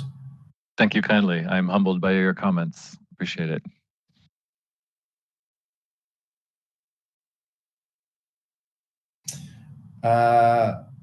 Why don't we move on to the next item? We're almost to the end here. Certainly. The next item is the election of officers. And we have 2 officer positions to elect for the next year, the president and the vice president position. The way that this will unfold is that we will seek nominations first for president and then for vice president. We will allow those people nominated to provide a statement should they wish. If they're being nominated by someone else, they can acknowledge whether or not they wish to accept the nomination. And you're also welcome to self-nominate. Any questions on the process? Hearing none. Shall we go ahead and let's see. Yeah, let's take nominations for president. This is Member Chen. I'd like to make a nomination of the president. I think Mr. Harabidian, the President Harabidian, has done fabulous job in the last term, and I'd like to have him to continue his leadership. And one more, the comments previously, Ben Badia, he went through 2 sunset review, and those 2 are 4 years renew, 4 years term. So that's also has his hard work and leadership together with the president, the former president, Dr. Amy Mataki, and the president, Mr. Harabidian. So that's my nomination. Thank you, Dr. Chen.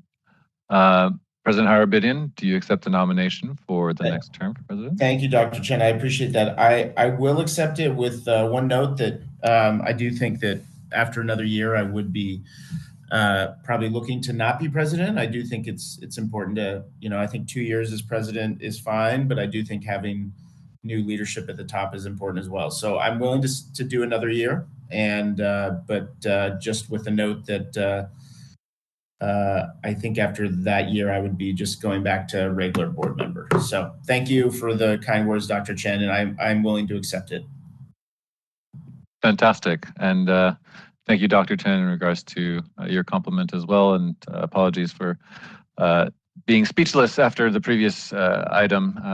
The great work we've been doing is also in part to the staff that we have working here, and exceptional performance there, and you as board members, as well as the public for participating. So sorry for that aside, but thank you.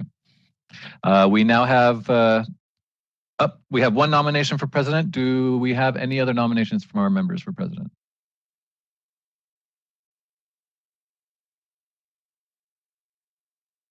Hearing none, I will seek nominations for vice president. Do we have any nominations for vice president? Yes, I do. I do have. I believe that it will be. Oh, and by the way, I agree completely with Dr. Chen. And I'd like to nominate Dr. Chen for this position. I think she will be a great vice president. Thank you, Vice President Osorio, and thank you for your service as Vice President. Dr. Chen, you have been nominated as Vice President. Do you accept the nomination? Thank you, Mr. Osorio, Vice President, Mr. Osorio. It's my honor to be nominated, though I think we have some other board member or excellent could be nominated. But for myself, I realize this means more responsibility, more time to put in. So my daughter just finished medical school, so started residency, and I feel less time responsibility to put on her. And I think I could put a little more energy and time. So therefore, I accept it. Thank you. Fantastic, and congratulations to your daughter. Any additional nominations for vice president from the board members?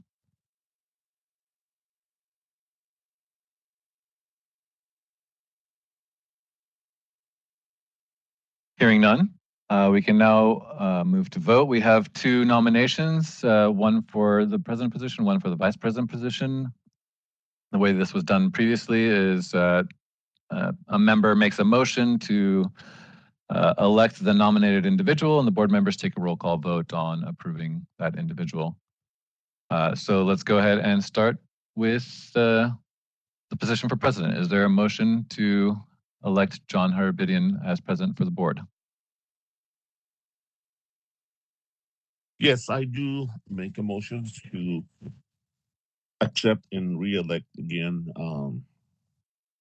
Mr. President Harabidian for the be elected again. Thank you, Vice President Osorio. Do we have a second? A second. I heard Member Kim second it. Let's go ahead and open it up for public comment.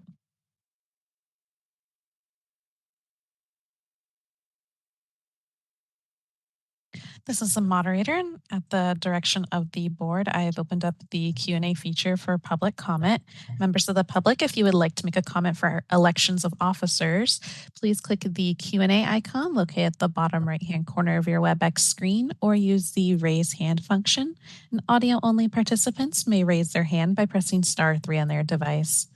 And it looks like we do have a request for comment from An York.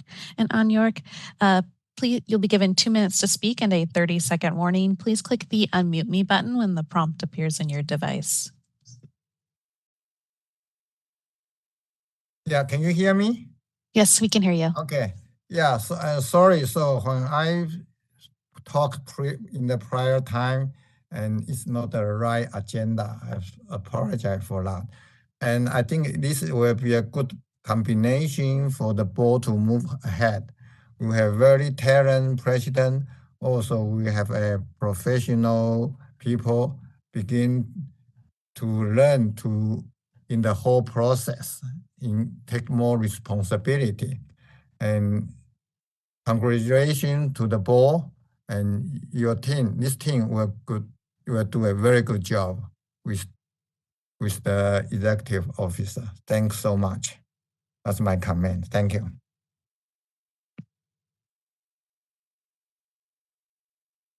All right, this is the moderator. Our next individual who has requested public comment, Angela Pinto. Angela, you'll be given 2 minutes to speak and a 30-second warning. Please click the unmute me button when the prompt appears on your device. I'm sorry, I didn't raise my hand. I just simply said congratulations, and I'm hoping that in the future we'll work closely. I personally am ready to send questions, get answers, and maybe can contribute with my experiences, etc., etc. But I didn't raise hand, so thank you. All right, and this is the moderator. The Q&A box is used to request for public comment as well. It's not really a chat box. But it appears that that is our last request for public comment. Would you like me to close that Q&A feature? Please.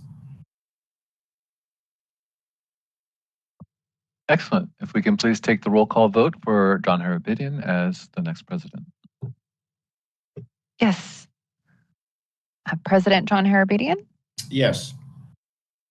Thank you. Ruben Osorio? Yes. Yangping Chen?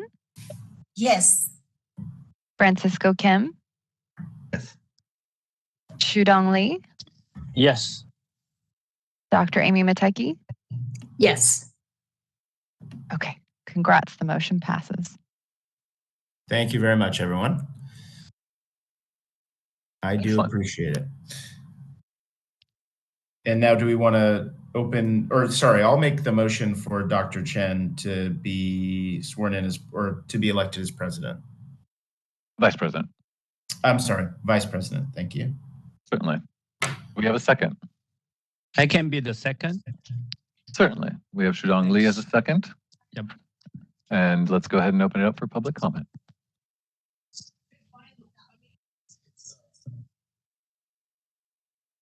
All right, this is the moderator, and at the direction of the board, I've opened up the Q&A feature for public comment.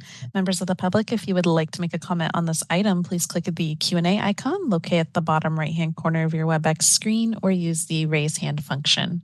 And audio-only participants may raise their hand by pressing *3 on their device. I'll go ahead and pause a moment to allow the public time to access these features and submit their requests.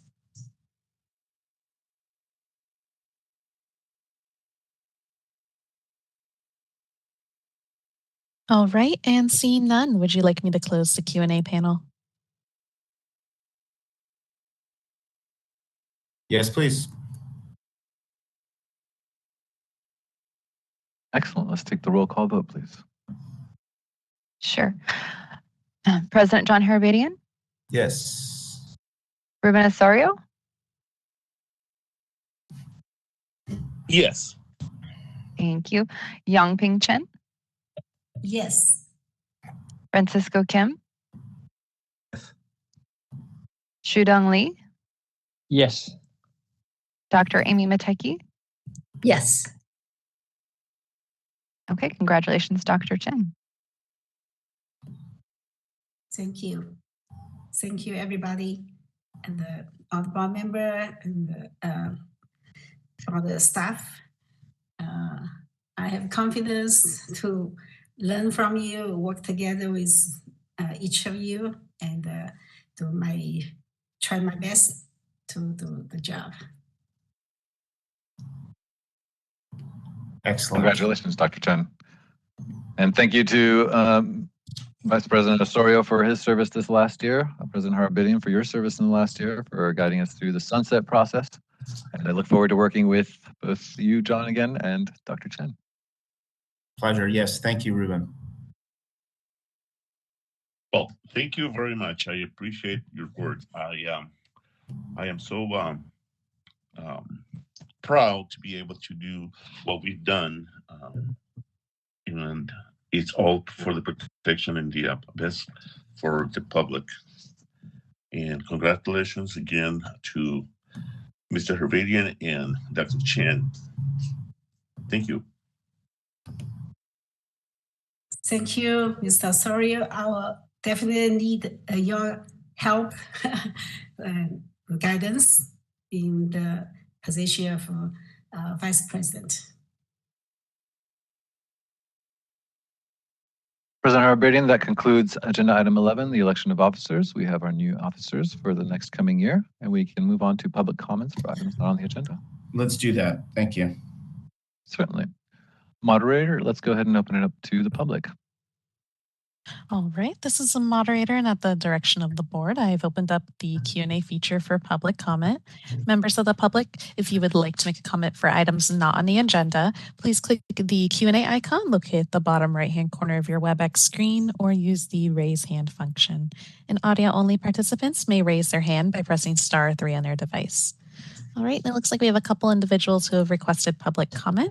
We'll start with Neil Miller. And Neil, you'll be given 2 minutes to speak and a 30-second warning. Please click the unmute me button when the prompt appears on your device.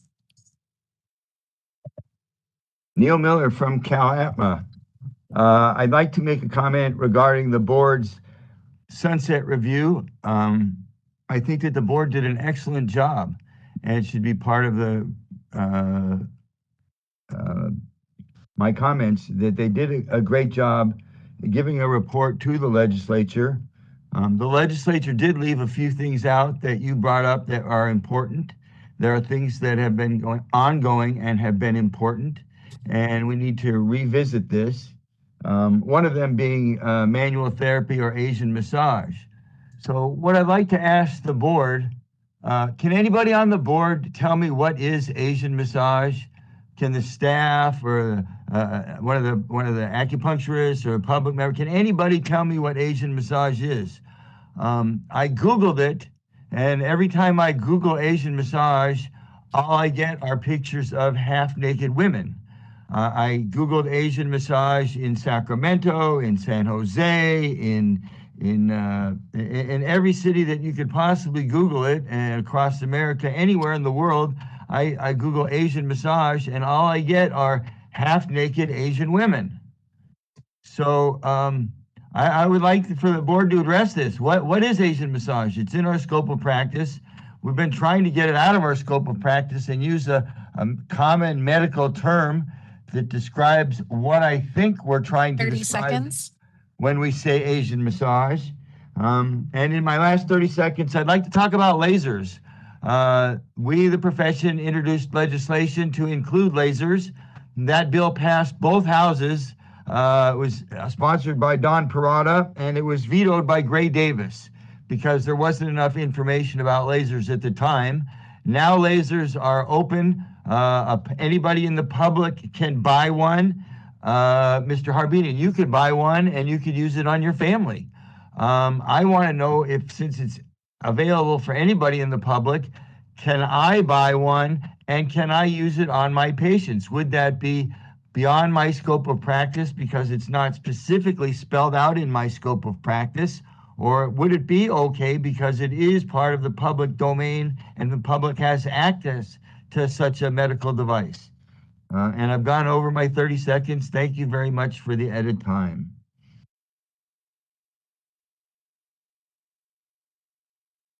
All right, this is the moderator, our next individual who has requested public comment, Philip Yang. And Philip, you'll be given 2 minutes to speak and a 30-second warning. Please click the unmute me button when the prompt appears in your device.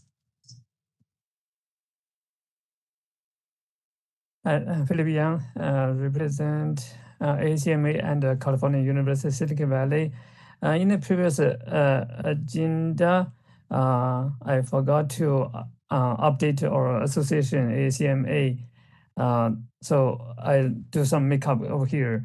Our association has been changed, elected a new board members and a new president and new committees. And we have a new committee update, which was the political committee changed the name as the insurance committee, which is dedicated working on protect our profession's insurance benefit and help our members to resolve the problem. We're welcome to other broader organizations and the schools will work together for this rights. That's the update. Second is mentioned about the Asian massage. I suggest, my opinion is to be better clarify this notion. And actually, Tuina is a better term in this than the Asian massage. Because Tuina, we can explain what specifically we can do not only the acupressure and for the acupressure point and the meridian, but also we have some adjustments and something. The third is for further trainings, I suggest the residency training program for postgraduates from every schools. Thank you.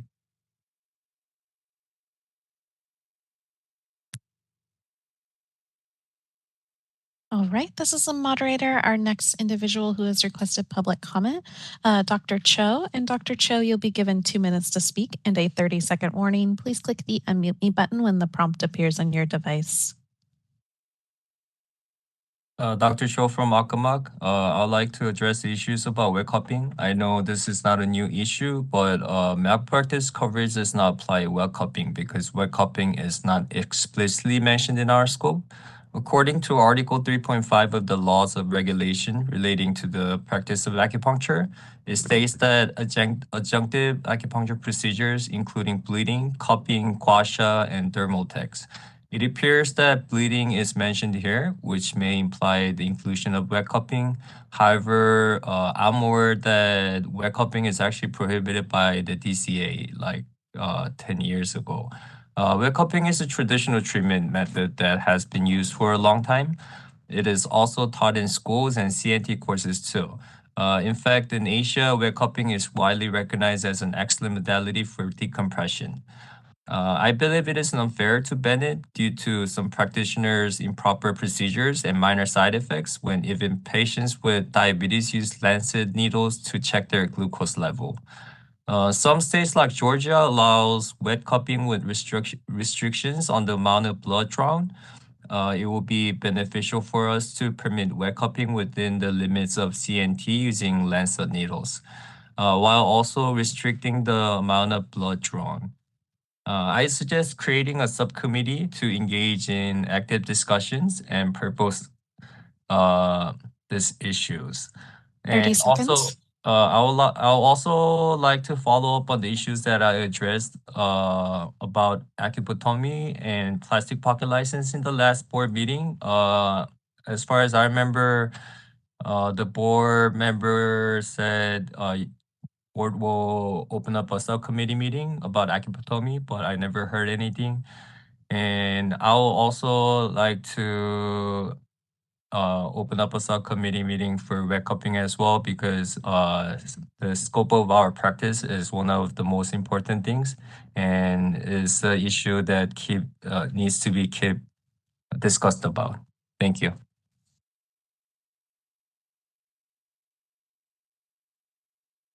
All right, this is the moderator, our next individual who has requested public comment, Angela Pinto. And Angela, you'll be given 2 minutes to speak and a 30-second warning. Please click the unmute me button when the prompt appears on your device. Before Ms. Pinto makes her comment, I'm just going to formally pass off the baton to Dr. Chen. I do have to drop from this meeting, and Dr. Chen will be the chair of the meeting from here on. I do appreciate it. Sorry that I do have to go, but I appreciate everyone's participation in the meeting. And Mr. Bodea, hopefully that's okay with you, and I will circle back. Certainly, Mr. President. We will go ahead and delegate that to Vice President Chen, and we will confer on the rest of the meeting at your convenience. Thank you so much. Certainly. Okay, thank you, President Harbidian. So we don't have much left, right? Correct. We're just finishing up public comment for items not on the agenda. Okay. All right. So Angela, you'll be given 2 minutes to speak and a 30-second warning. Please click the unmute me button when the prompt appears on your device.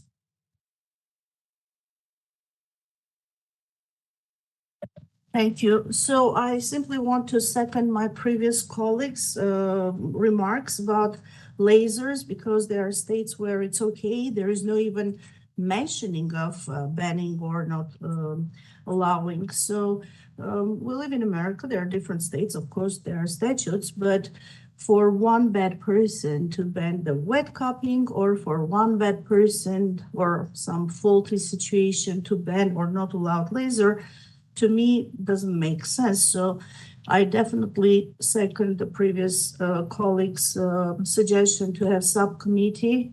And I would like also to add another modality that should be considered, the ASP semi-permanent needles.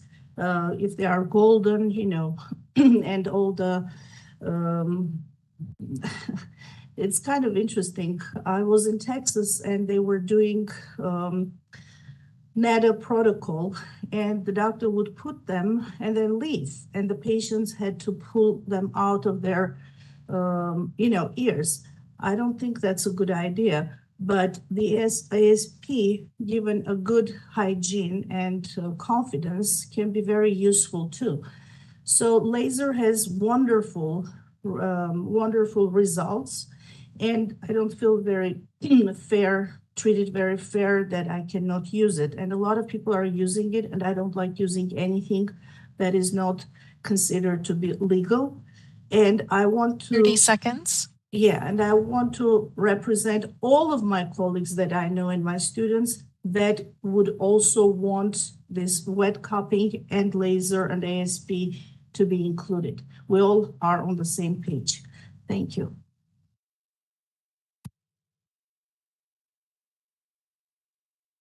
All right, this is the moderator. Our next individual who has requested public comment, Neil Miller. Neil, you'll be given 2 minutes to speak and a 30-second warning. Please click the unmute me button when the prompt appears on your device. Neil Miller from Cal Atma. I'm sorry that Mr. Harbedian had to leave because part of what I had to say I wanted him to hear regarding law and ethics. You're asking a lot for the profession to talk about the law. The law is written, but there are interpretations of the law, and we need some guidance from the Acupuncture Board to create a class on law and ethics. I want to know and put something on the agenda about this, because are we just going to be repeating the class that's taught in schools on law and ethics, or is this a graduate, postgraduate course for people who are licensed, and is there anything that's different? Because if it's a class that's already being taught at the schools, then the schools have a course and they could simply teach the same course and open it up to practitioners. I would like to have a committee on curriculum competency. I'd like to have the board review the previous curriculum competency task forces documents. If the board doesn't have access to it, I do, and I'll make that available. But I think that that's something that we need to do. I would like to recommend that the chairman and vice chairwoman appoint a committee, as was done in the past, of people who will participate, whether they're individuals or people who represent 30 seconds. stakeholders, and that they be put together this meeting. When it comes to public comments, I made a lot of public comments and made a lot of recommendations for things on public meetings, and I could go back 4 years and just read that, and that's about 10 minutes of stuff, let alone the 2 minutes. Another quick comment on bleeding, and bleeding is in our regulations. It's not in statute, and this is still not in line with what the Little Hoover Commission recommended the board and the legislature do, which is to coordinate things that are in regulation and in statute. And the board does approve classes in bleeding and wet cupping because it's in regulation, so it's in continued education. It's in the curriculum for education. It's just not listed in scope. So there needs to be something about that. And lastly, and I know I'm over the 30 seconds, thank you for giving me a little extra. The Korean flat needle, I don't know what the correct term is, but it's being used a lot. It's being used a lot in the Korean community, and it really needs to be addressed, whether or not it is within our scope of practice. Francisco had a number of comments on it at the last meeting that I agreed with, that it's not in the education. It is taught in Korea, but it's not taught here. It can be dangerous without the proper education. And I've been getting some complaints in my clinic and as a head of an association from other practitioners, getting complaints from people who are using it who are unqualified. And then I have patients coming in who had it from a Korean practitioner who knew what they were doing, and they wanted me to do it. So it is something that I would like to see addressed. It's not on the agenda today, so those are the things that aren't on the agenda today, and things that I would like to see on future meetings, and why.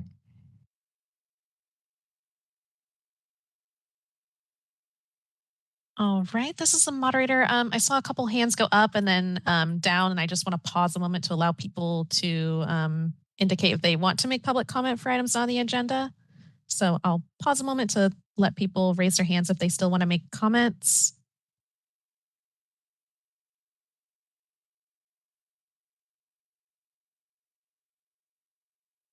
All right, it appears there are no further comments from the public. Would you like me to close that Q&A panel?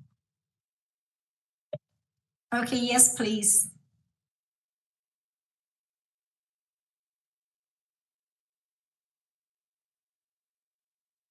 So, Excellent.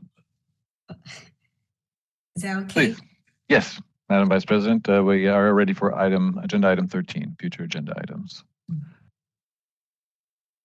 And I would recommend that we start with the board members if there's any agenda items that they would like, or if please start us off if you have any yourself. Yes, go ahead, please, board members. This is Member Kim. I remember one of the Korean public comment was made for the scope of acupuncture assistant.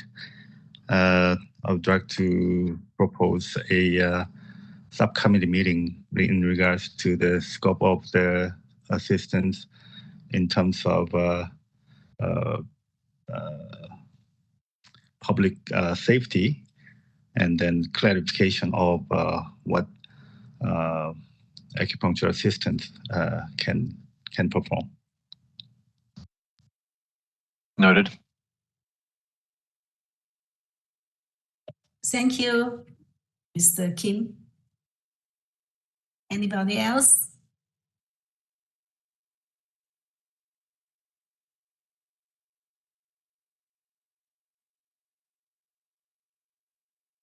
So it seems we have a lot of suggestions to have a subcommittee.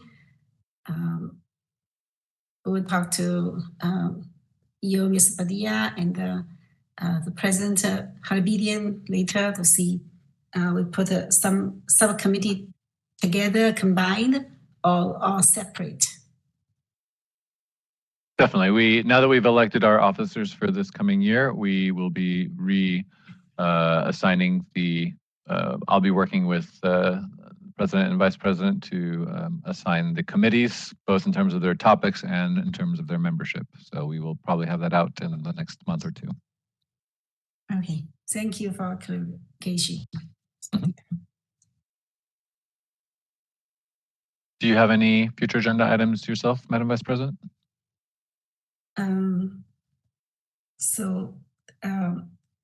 About the so we are going to have we have something already is going on.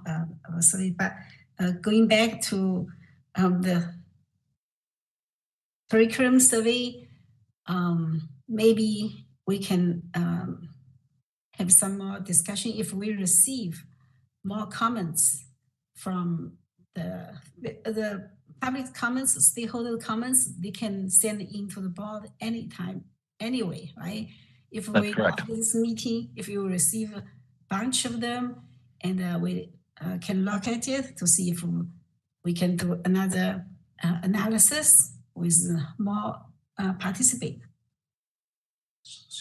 And association, school, and all individuals. So, like Dr. Mataki said, with this survey, it's hard for our board to set a direction which way to go. It's like on the intersection. So, if the stakeholder have more comments come in, then we can make an agenda to discuss it, to see what direction should we go. Certainly. And this, once the committees are established and their content, this would be a great item to delegate to one of the committees. Thank you. So any board member have any comments?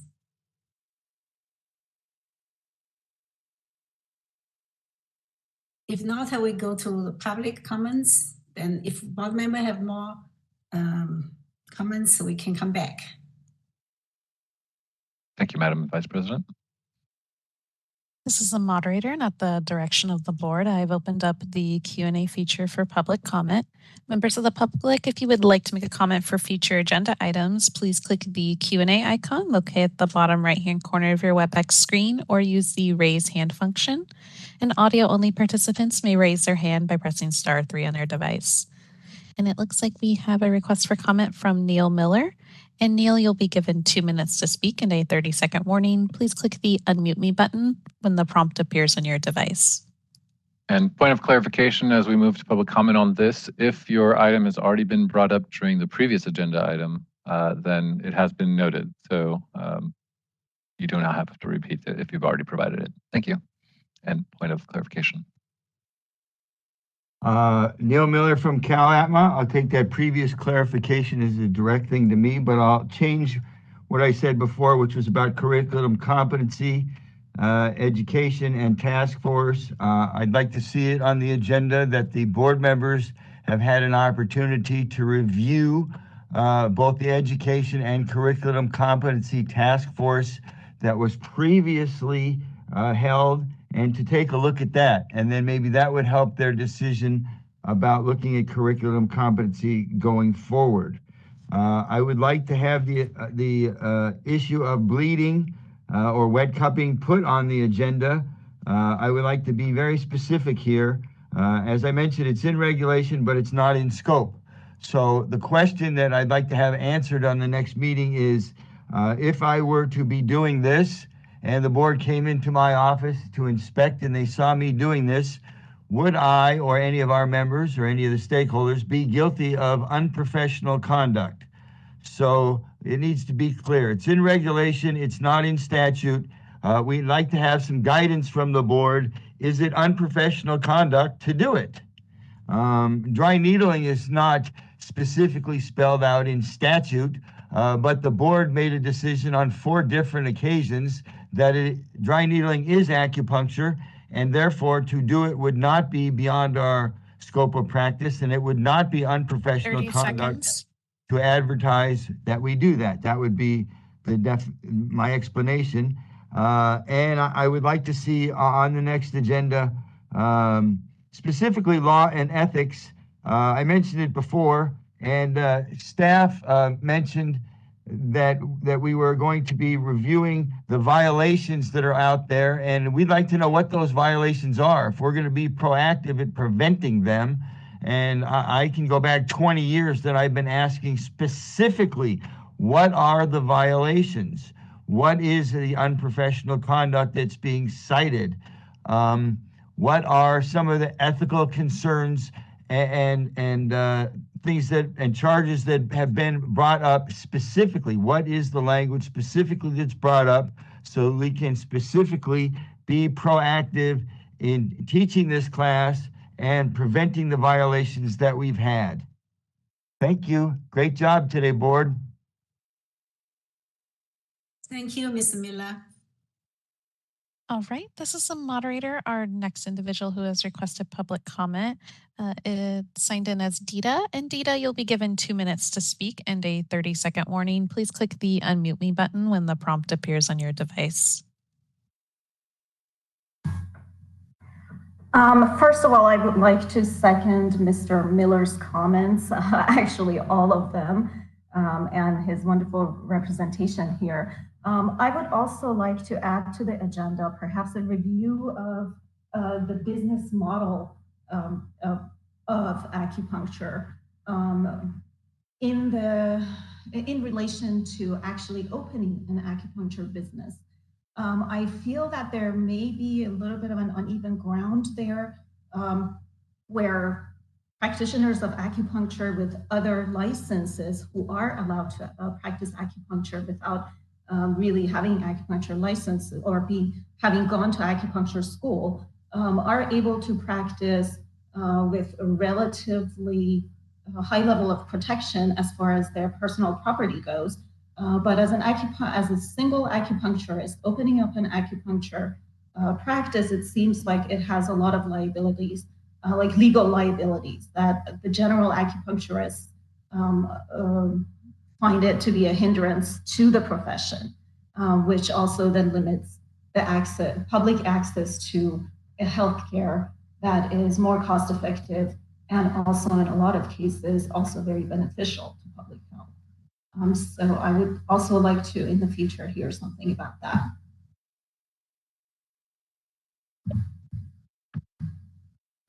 Thank you, Stida. All right, this is the moderator. Appears that was our last request for public comment. Would you like me to close the Q&A panel? Yes, please.